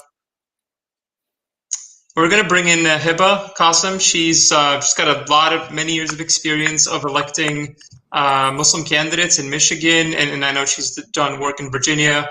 Hebah is also an incredible Muslim Medicare for All advocate, and which actually brings me up to.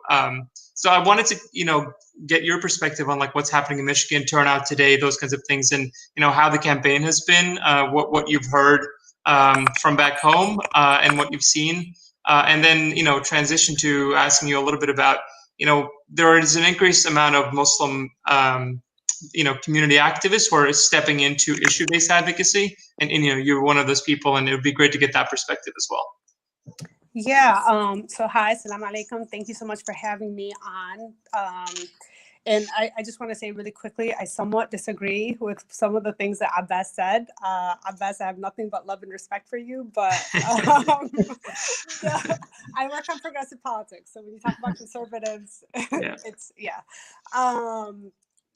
so I moved to Virginia early in 2019, but because of COVID, I've been back and forth between Michigan and Virginia. And it's interesting. I realized earlier today that I've only helped and worked with Muslim candidates, both in Michigan and Virginia.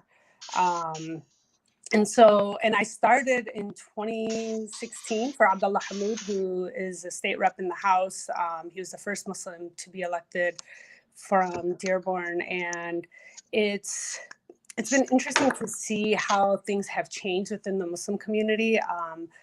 Muslims definitely make me proud, and I do want to give a shout out to the local organizers, the grassroots organizers who are not necessarily a part of a campaign or an organization, and they're just doing this because they genuinely care, and they're getting more involved and more engaged, which we didn't really see that. Like growing up, I didn't see that, and then prior to Abdullah running, we were somewhat involved in some politics, but not like what we're seeing now. And you mentioned my work on Medicare for All. So I think it's very important for Muslims to run for office, and it's very important for Muslims to be involved at every level. But I think something that we do lack is just being in the progressive space. Is we don't have a lot of Muslims actively involved in issue-based organizations, at least in the progressive space. I don't know about the establishment space. I work on the progressive side, and it is a struggle at times, because I feel like even within working in the progressive space, I've done work on a number of issues, including Medicare for All, but I've done work on immigration. I've updated some information at my job. My boss actually reminded me today that when I first started, he asked me to update our fact sheets on white nationalism, and it had to do with hate crimes against Muslims. And it is at times it's a bit of a struggle, because we don't have a lot of Muslims in this space. And so I feel like I'm constantly trying to bring up these issues and try to bring a perspective that a lot of non-Muslims would not understand, or at least that maybe they just haven't, encountered a lot of Muslims in general, or they don't understand what it's like to be Muslim in this country. So yeah. Yeah, I mean, no, I think there's like that that there is a lot of lack of knowledge, obviously, at different levels of policymaking about the Muslim perspective, and we were talking earlier, at the beginning of this about how even within the Muslim community, I mean, we don't do a good enough job of promoting the incredibly diverse, background that exists within our own community to elevate different people into these policymaking positions. So I think that's obviously a critical issue. But yeah, so how has turnout been in Michigan? What has advocacy been like? So like I said, I feel like there has been a shift over the last few years, which it's been great. Like a few years ago, I was forcing my family to go to the polls and vote. My dad is a longtime voter. He's always done it. He has voted Republican in the past. We've had a lot of conversations that will not happen again. But it sort of shifted overall in the community, where it used to be, my vote doesn't matter, it doesn't count, to, oh, we have Muslims in office, we have Muslims doing, big things, and they're working with these organizations, to today, they just called me and said, we voted. Like, they didn't even ask me where their polling location was or anything. And I know that earlier in the year during the presidential primary, in Dearborn, Michigan, we had lines wrapped around the clerk's office. And so I think the turnout overall, we'll see what happens. And I hope we have a win today. We probably won't have the results today, but it seems like the voter turnout, at least in the Muslim American community, is way up compared to previous elections.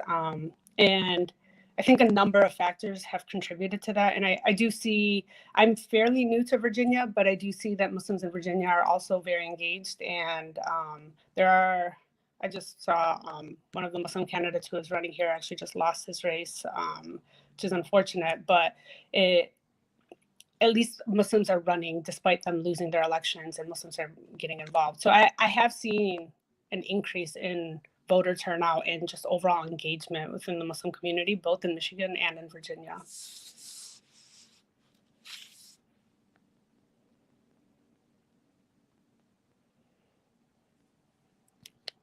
I can't hear you, Mohammed. I just realized that I muted myself. So, I was going to ask you, so one of the themes here, and I think we only have another minute, but one of the themes for this series has been to look forward to 2021.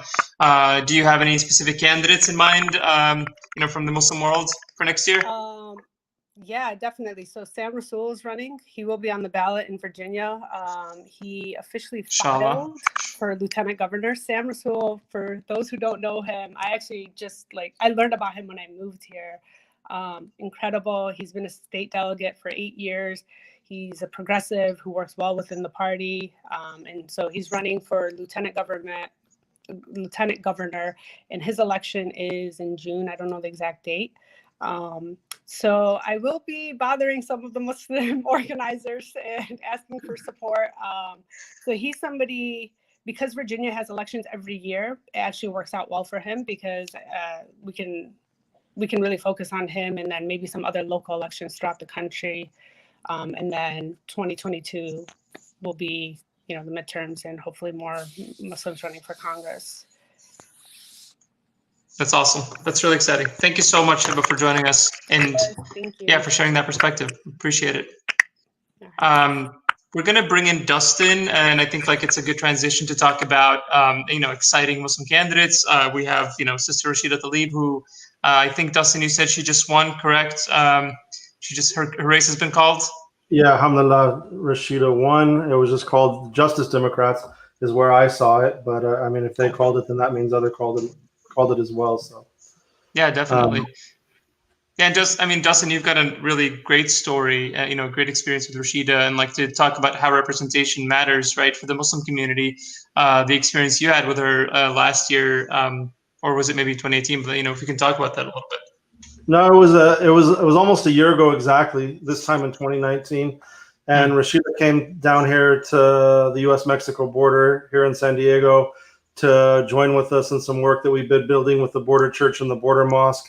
And we were actually, it was the first time she had ever been to Mexico. She was going there not only to join with us in this moment of prayer, but she was also coming to join, to meet with a group of deported veterans. One of her staff members told them about this group. And as we entered Mexico, driving across the border, Rashida was really emotional, and she was crying a lot. And we were actually with Rasha, and they both commented upon how similar the U.S.-Mexico border as we entered Tijuana looked like Gaza and looked like Palestine, and their experiences of visiting, Rashida visiting her grandmother there, which of course she had been separated from just this year. And so now this created this really excellent piece of media about it, and we're going to play that for you right now.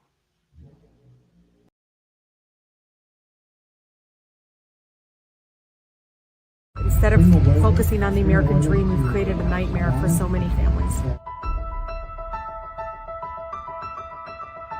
I'm here to tell you that I really do feel the incredible emotions as I came through Baja California and to this wall. All I can think about is my dear grandmother in Palestine. This is the same president that separated me from her, and they're doing it to so many of my incredible neighbors.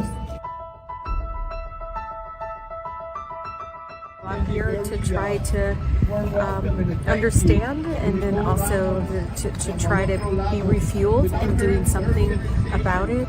I think it's really important that many of the people I met here today, that I believe them, that this is wrong, that I believe them and see them and hear them. We just want people to remember that these walls are inhuman. They are against our faith traditions, and that our faiths believe in bringing people together. It's not about disunity. It's not about nothing in any of our faiths talk about dividing families. I'm proud to serve in the United States Congress, not only as a woman that grew up in the most beautiful, blackest city in the country, in the city of Detroit, but also a proud Palestinian American, child of Palestinian immigrants. And I want you to know that I work really, really hard on your behalf to tear down not only walls in Palestine, but here walls in Mexico. Usually this is the only place on the U.S.-Mexico border where families who've been separated can meet. It's essentially one of the only places in the world where Muslim and Christian communities literally pray together, in service together. It's just really powerful, really beautiful. It's beyond, it's not about dialogue, it's literally just praying for separated families and saving this space known as Friendship Park so families can continue to meet here. Putting a wall up is not doing anything but causing pain for so many families, and it's really important to connect all these movements, to understand that walls create suffering. It creates so much pain for so many families and children. A young Marine on my team told me about the incredible courage of deported veterans here that have been working to try to talk about the injustice of people, men and women that served our country and adopted our country and served our country and put their lives at stake, were deported, all of it taken away from them. So we're here to connect our hearts and to remind all of us that we belong together, that we all belong together as humans and as families. Allahu Akbar.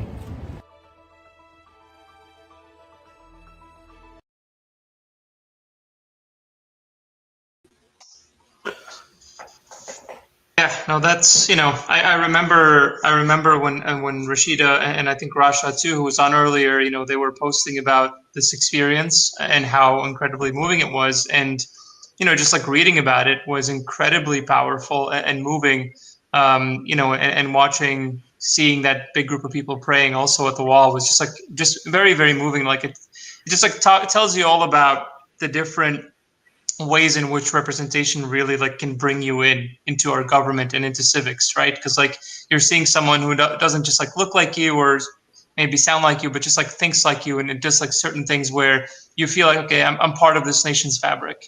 So, you know, I can only imagine, Dustin, like what it was like for you actually being there on the ground. Well, it was just such an emotional, moving day. And we did the border mosque work for about a year. And before now, Friendship Park, of course, is closed with COVID. And just every month that we were there, we would see all these different stories of family separation.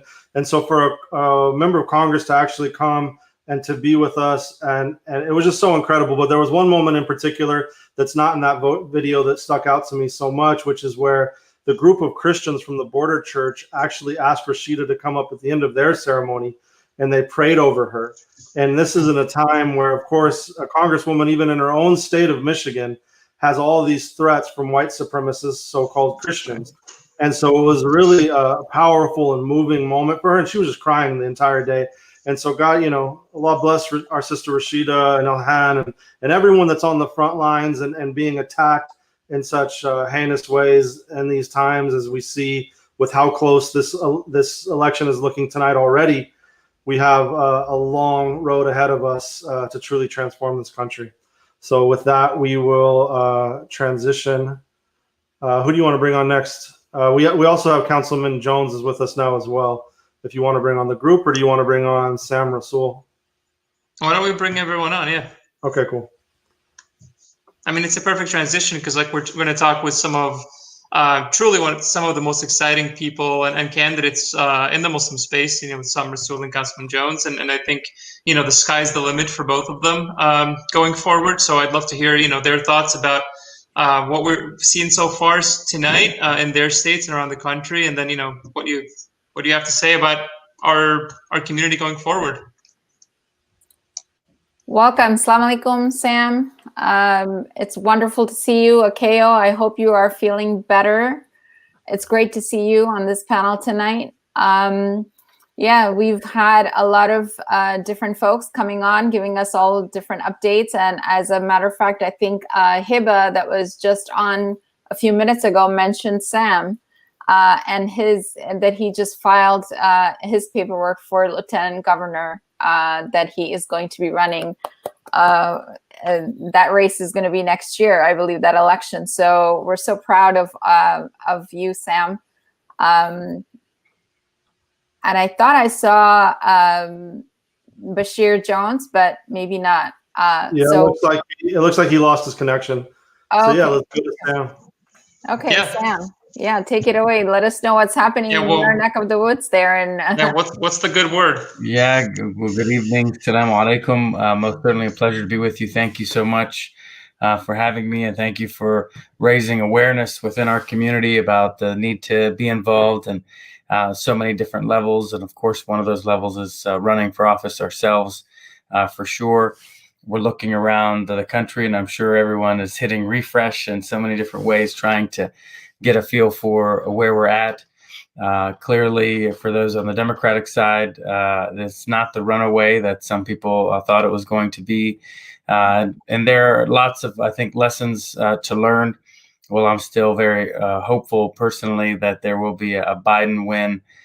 We need to be thinking about some of the lessons that we learned from 2016 and then continue to build on them. Here in Virginia, we're still counting votes. So fortunately in Virginia, we started early voting, which is about 45 days of early voting that people can participate in, which is fantastic. The downside of that is it's actually going to take us a while to count all these early votes because the majority of votes that have been cast in Virginia actually have been early votes.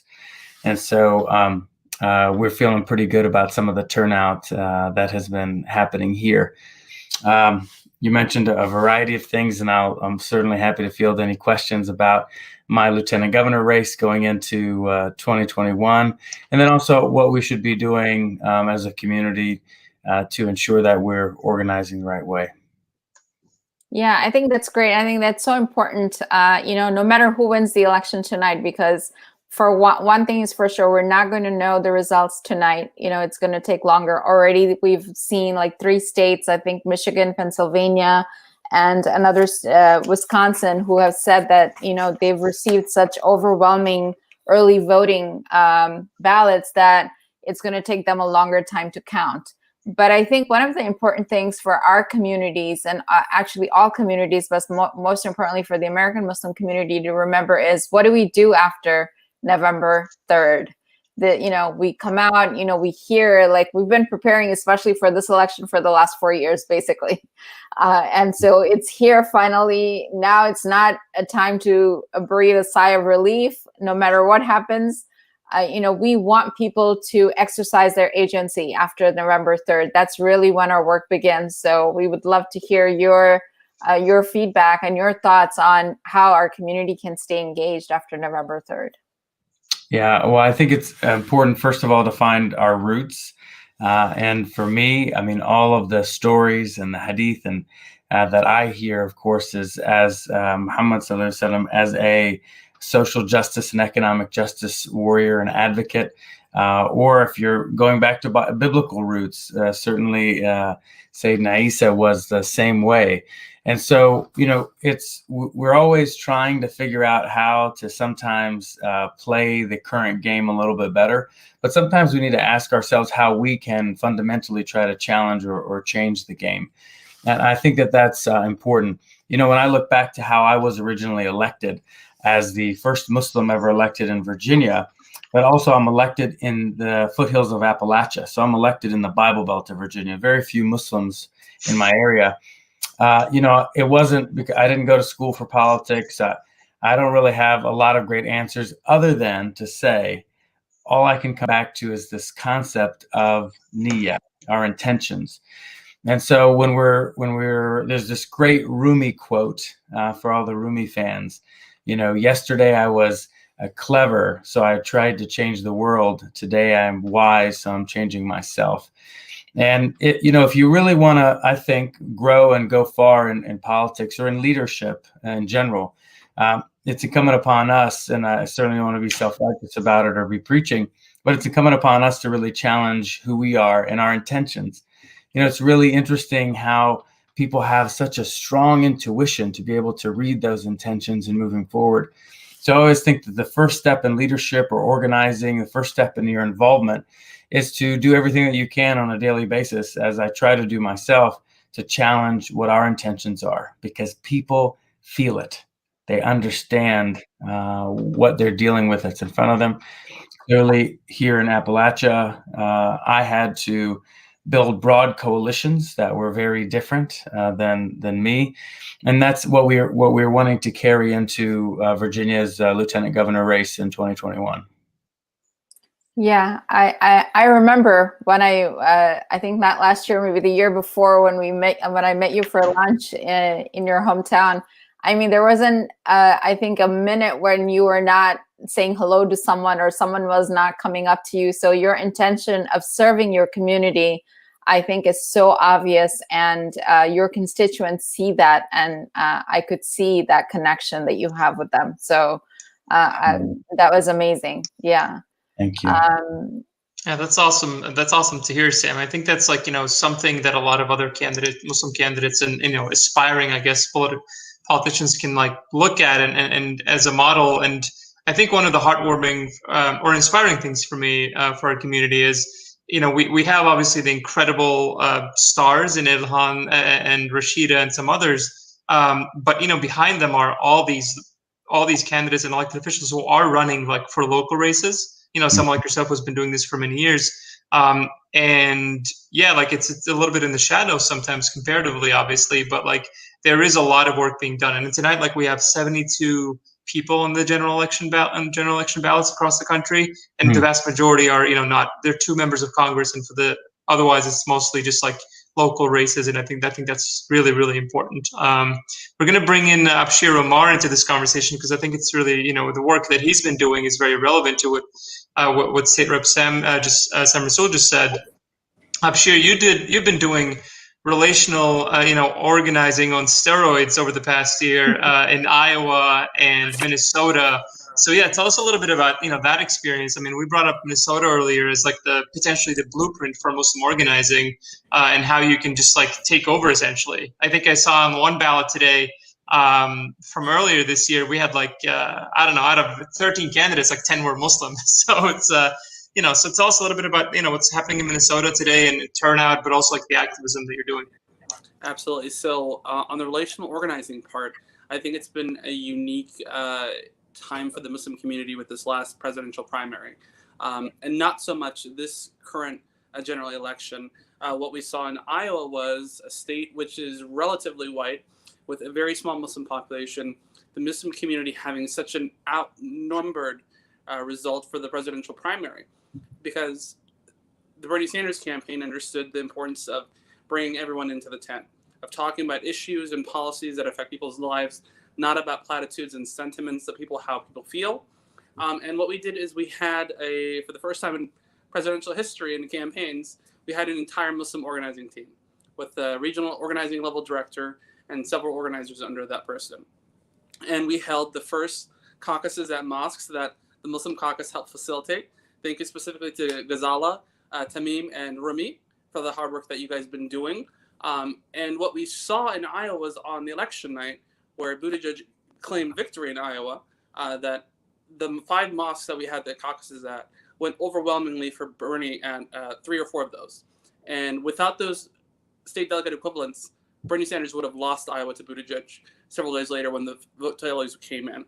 And then coming to Minnesota, we've seen how the election has been very interesting this last cycle in the city of Minneapolis, specifically after George Floyd, where there was a special election for a city council position. And 90% of the candidates running were Somali Muslims, which was an amazing experience for the community to have, because only a few years before, we had our first Somali Muslim council member in the city of Minneapolis. And then this time around, seeing how the community has proliferated around organizing and campaigning, and with tonight's victory of Ilhan Omar, one of our rising stars, we are so glad to have her in our community and representing the Progressive Caucus and the Muslim community in such ways. And interestingly enough, looking at this election tonight, Donald Trump has gone after Ilhan Omar and the Somali community so much, but the Somali candidate is going to be reelected to Congress with overwhelming majority, and Donald Trump may not come back tonight.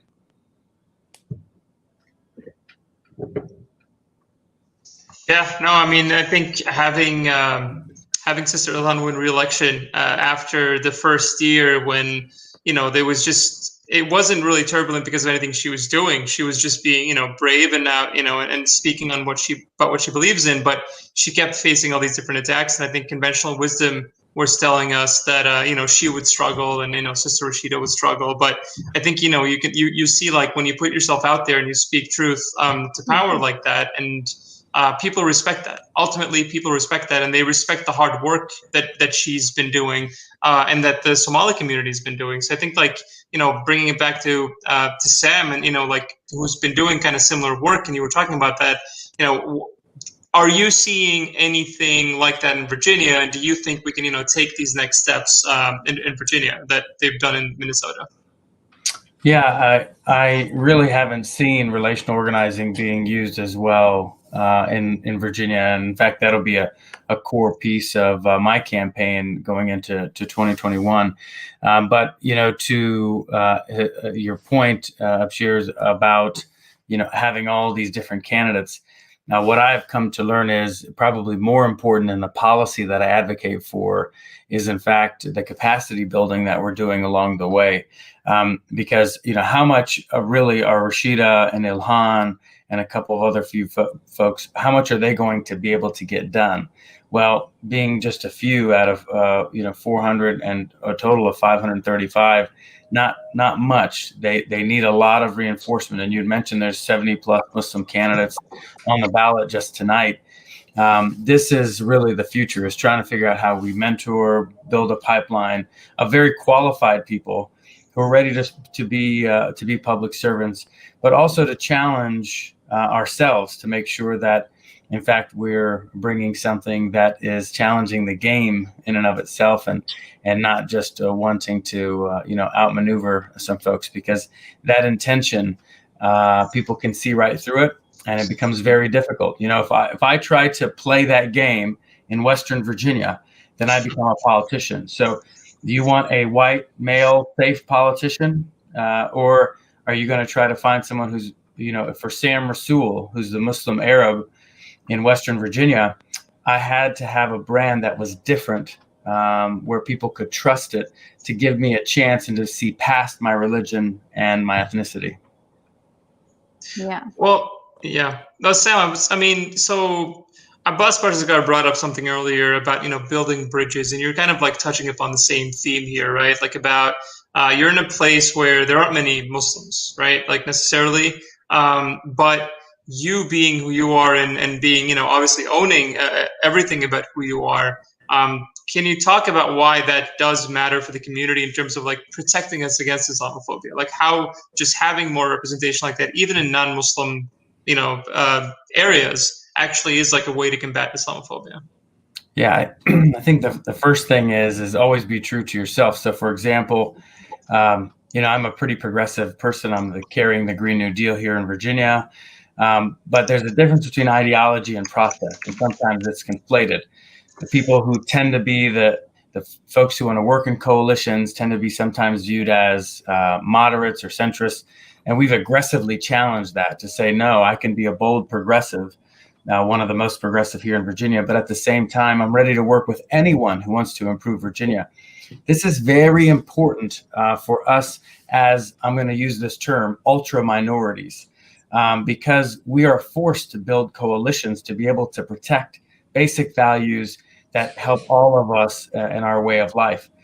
Because in the end, as we saw through 9/11 and when certain incidences happen, it's not going to be Democrats or Republicans that are going to uplift and help us. It's going to be a broad coalition of folks who feel the similar injustices that we feel. And so that's why it's critically important that when we uplift Black voices the right way, we are uplifting Muslim voices. When we uplift LGBTQ community who is suffering, we're uplifting our own voices. And so to me, I see it as one and the same. Yeah, that is so true. That is so true. We see Akeo on. Yeah, but you're muted, brother. Akeo. Assalamu alaikum. Salam.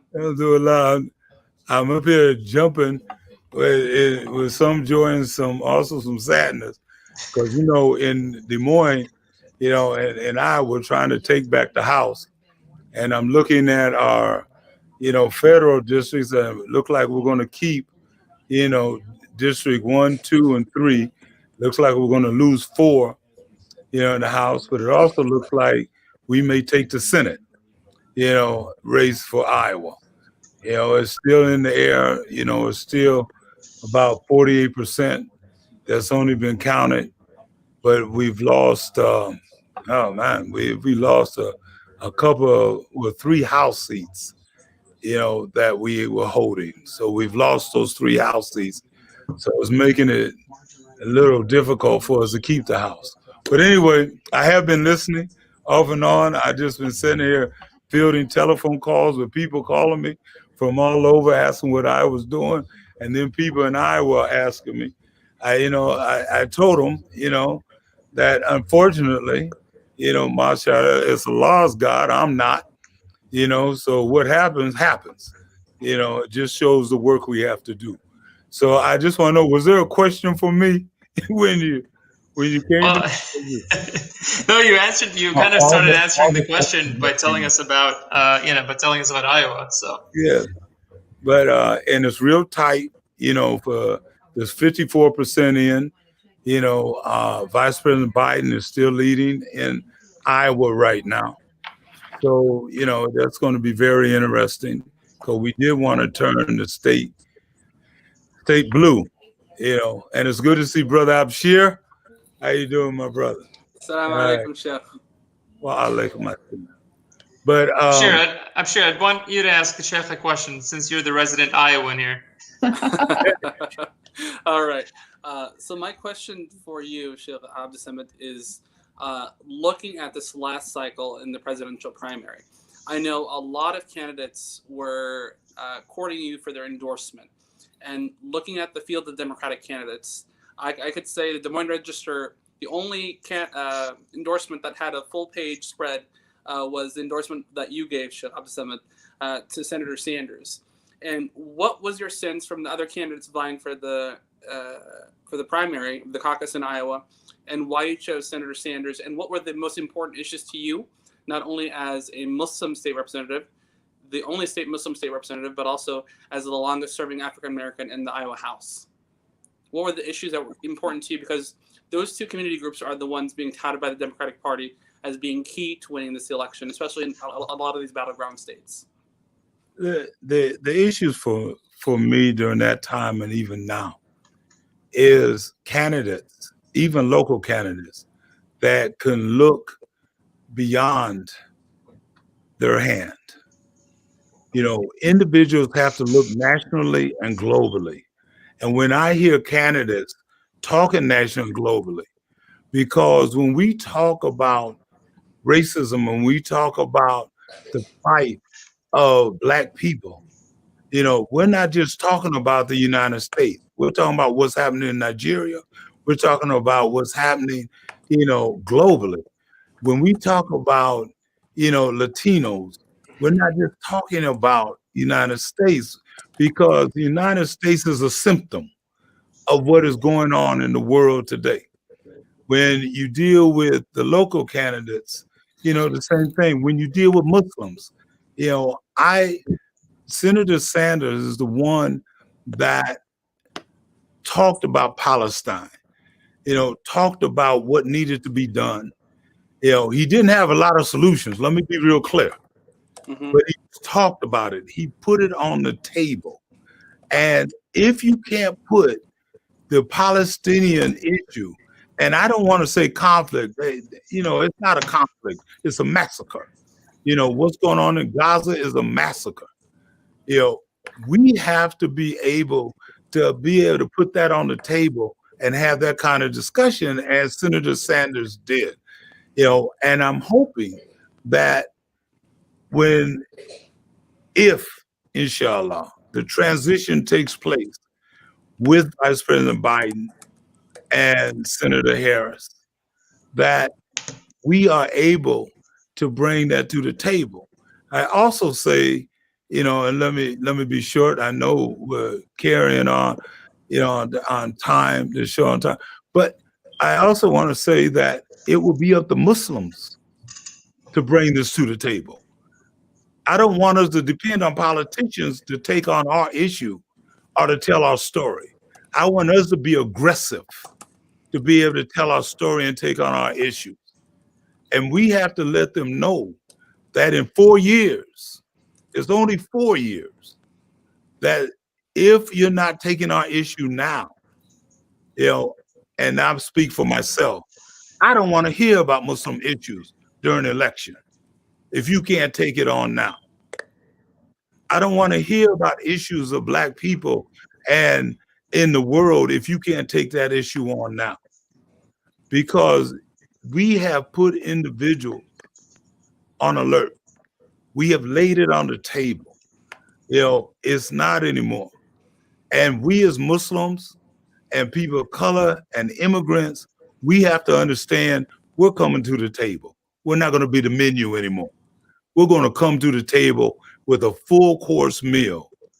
Or we have to guarantee, again, that falls back on us, guarantee that no party will be able to take us for granted, not their party.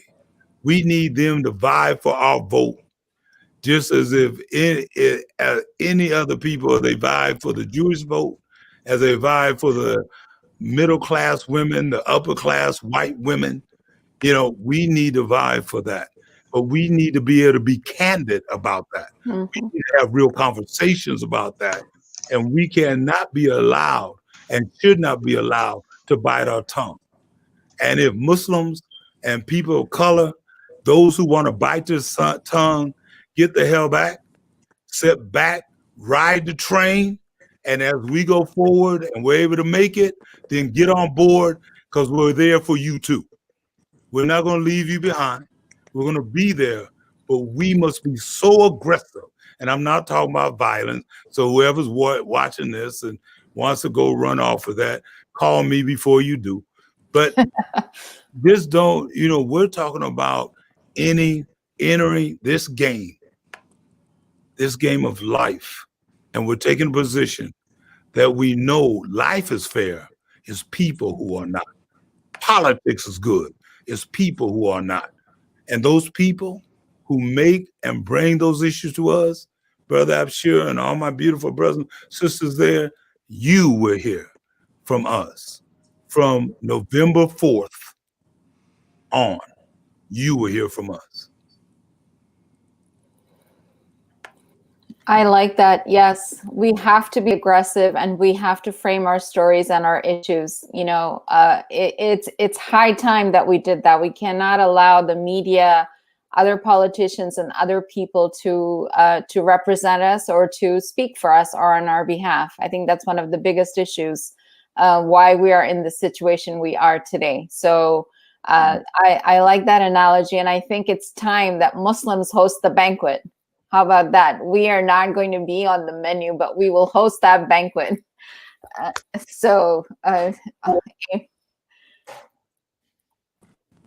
Yeah. And you know, that's not anger. Let me be clear. This isn't anger coming from me. So I don't want nobody to say he's a mad black man, or you know, he's one of them mad Muslim. I'm not mad. I'm really not. Because Muslims and people of color and immigrants have learned to turn their pain into power. We have been shown by the systems how to do that.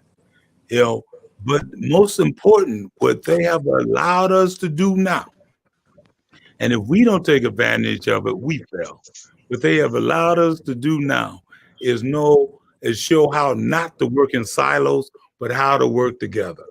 Yes. You know, and we are going to work together. I'm going to ask all of you, and especially my chair of the Muslim caucus, my beautiful sister, you know, I'm asking her that once I am able to build up my own funds, and I'm saying my own funds, I may need a little help from y'all though, but I want to go from state to state, city to city, representing the caucus, organizing with different organizations. And if I have to do that on my own dime, that's what we will do. But I want individuals to know I will report back to the chair. I will report back to the leadership, because as Muslims, we should not have issues about following women. We should also, because we have work to do. You know, and let me be clear. And I won't do it on this call, but I'm hoping we do have a call, because we need to do some house cleaning as Muslims. We need to come in-house, you know, and I make no bones about that, because if we don't clean our own house, let's not go try to clean up another house. Let's clean our own house up, especially dealing with sexism, racism. Let's clean our own house up, because once we clean our own house up, it'll make us more powerful in what we have to do, you know, and that's what we know what our beloved prophet did. Peace and blessing be upon him. That's what happened. Let's follow the true example, and let's do what we need to do, you know, and that's, you know, so I'm hyped. Y'all just got to understand, I'm just hyped, you know, because I'm watching what's going on. Because it's exciting. Believe me, this whole 5-day series has been so inspiring. When Dustin and I initially talked about doing this series, you know, we knew no matter what happens in this election, we have to be prepared and organized to advocate for our issues and to mobilize our community and to educate them on how they can exercise their agency to build our path to power. So we're excited to see, we're inspired by every single speaker that has come on. We've learned so much. And inshallah, after this week, we are going to follow up with everybody, and we are going to form a collective working group on all of these different issues that we have talked about throughout the 5 nights. And look for our bus tour coming soon to a city near you. I see the election map that is up here. So Dustin, are you sharing some updates with us? Yeah, I mean, things look interesting. It looks like it's going to be really, really close, actually, because it looks like Texas will likely go to Trump, even though it's close. And that I want to give Texas a shout out, though, because of course the Muslim community is making playing a major role in shifting Texas. And it looks like Biden should win Arizona, but possibly lose North Carolina. Definitely looks like losing Ohio. Michigan, it looks like it's way too early to tell anything. Wisconsin also looks like Biden should win. Minnesota and Iowa is reporting good for Biden at this point. But I did a couple of trajectories, and it looks like, either one of those, it basically is going to come down to one or two states and be really, really close. So we could be in a situation like 2000 or 2004, where this goes on for a few days and there are likely lawsuits because there is not what many thought would be an overwhelming victory for Biden. And it looks like the Senate is also closer than what people were imagining also. Yeah. So Dustin, are you recommending we go to sleep then, or do we stay up until 4 a.m.? What do we do today? I'm recommending we have a fudger reconvening because it's gonna be close. Yeah, I think I saw Michigan, Philadelphia, and Wisconsin basically saying that they're not really going to have, like, for example, Michigan, they had an increase from 2016 of 161% of early voting ballots that they received. Pennsylvania, it's the same thing.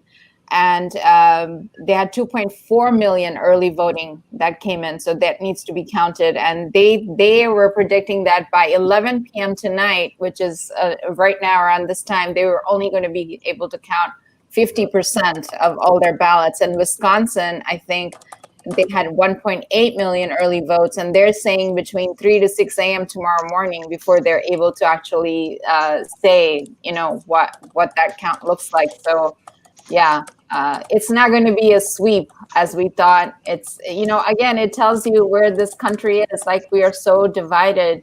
People are either coming out to vote because of the issues, which I think is very little based on exit polls. It's mostly for personalities, like who do they like or who are they voting against. I think that's what's inspiring people to come out and vote this election. It's probably more different than what we've seen, at least in my lifetime. But it's going to be interesting to see. And I don't think I'll be surprised by either way. Whoever wins the election, it's not going to be surprising. It's a very close race. Yeah, no, I mean, it's honestly, that map is not great, but we do have some good news from Abshir from Minnesota. Abshir, if you want to share that with us. Absolutely. So tonight we see the election of a 30-year-old Somali Muslim American in Minneapolis, who is going to be the first Muslim senator in our district here. Wow. So now the heart of Minneapolis has 2 Somali state reps and 1 state senator. And we have Ilhan Omar coming back to Congress. So mashallah, Minneapolis is doing it right. Mashallah, Minneapolis. With 89%. 89%. It's that organizing. That organizing. Way to go. No, it's pretty impressive. And, I was, we also have, I think I'm feeling pretty confident that Iman Joda is going to win and become the first Colorado state rep. First Muslim, so that would be exciting. I mean, it's still 76% reporting, so who knows? But inshallah khair there. And then also, I think we have Medina Wilson Anton to become the first practicing Muslim in the Delaware state legislature. So that's very, very exciting. Sam, do you want to give us some final thoughts from your end on next year, what you're hoping to accomplish with your lieutenant governor run, and how you think you can hopefully, like you said, talk a little bit more about that relational organizing that is kicking butt in Minnesota. Yeah, I think it's really important. Where sometimes my party and the consultants get it wrong is we think of the voters as very much a commodity, and it's just another number, and people feel like we're calling them for votes or money.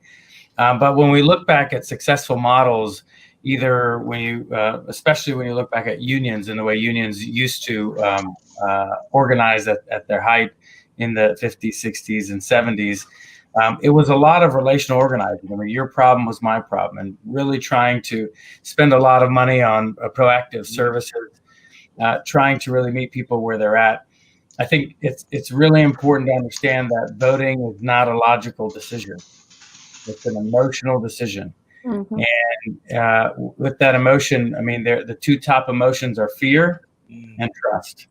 And so we can either scare people into coming into our direction, or we can build those long-term relationships. And so for me, looking to, become the first lieutenant governor across the country that's a Muslim American, it's certainly, not going to just talk about my progressive bona fides. It's going to find innovative ways of building those relationships where people can build trust.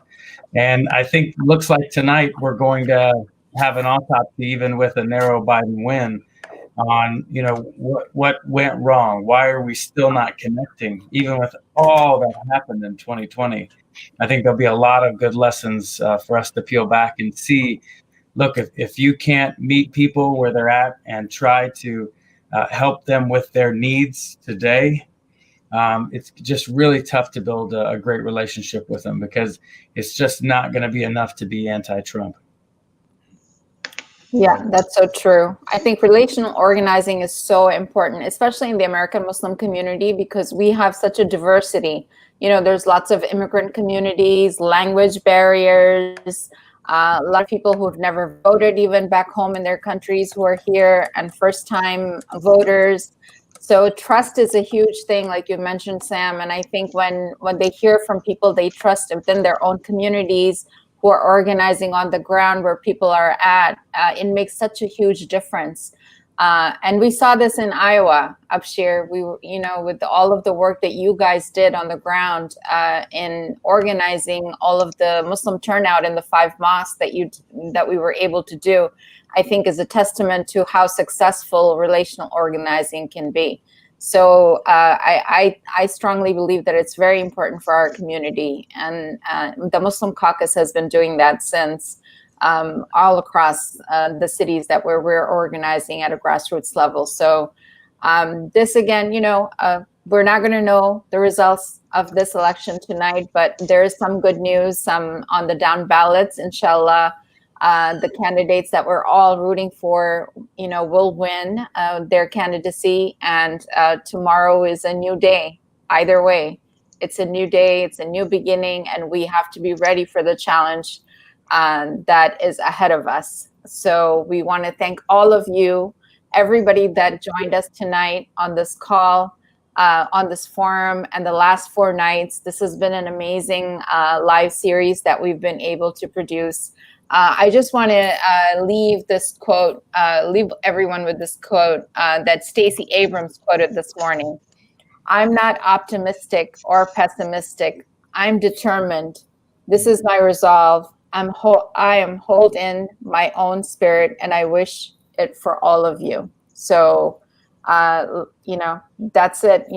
We've just got to be determined in our resolve in moving forward, no matter what the results are, because we have to put ourselves, our values, and human life, and human development before anything else. I think that is so important. When we put that first and forward, and the intention, like Sam said, all those things, your actions speak louder than words. So. Thank you, Ghazala. Thank you, Mohammed. Thank you, everyone, for joining us. Let's organize. Let's go do it. That's the name of the game. Assalamu alaikum. Want to close with a prayer, brother?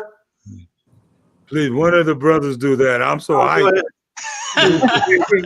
That's all right. Please. I feel you did, because you got me involved with Bernie Sanders. Inshallah. First of all, I wanted to say, Bismillah ar-Rahman ar-Rahim.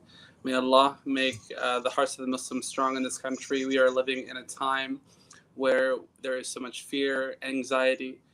We need to come together, and inshallah, Allah, I ask you to bring our hearts together, to bring the ummah together, Black, Muslim, Christian, Jewish, whatever they may be. May you bring all of our hearts together. May we work towards peace. May we work towards progress for all people.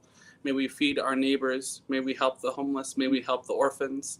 سبحانك رب العزة عما يصفون وسلام على المرسلين والحمد لله رب العالمين. Wa alaikum salam. Thank you.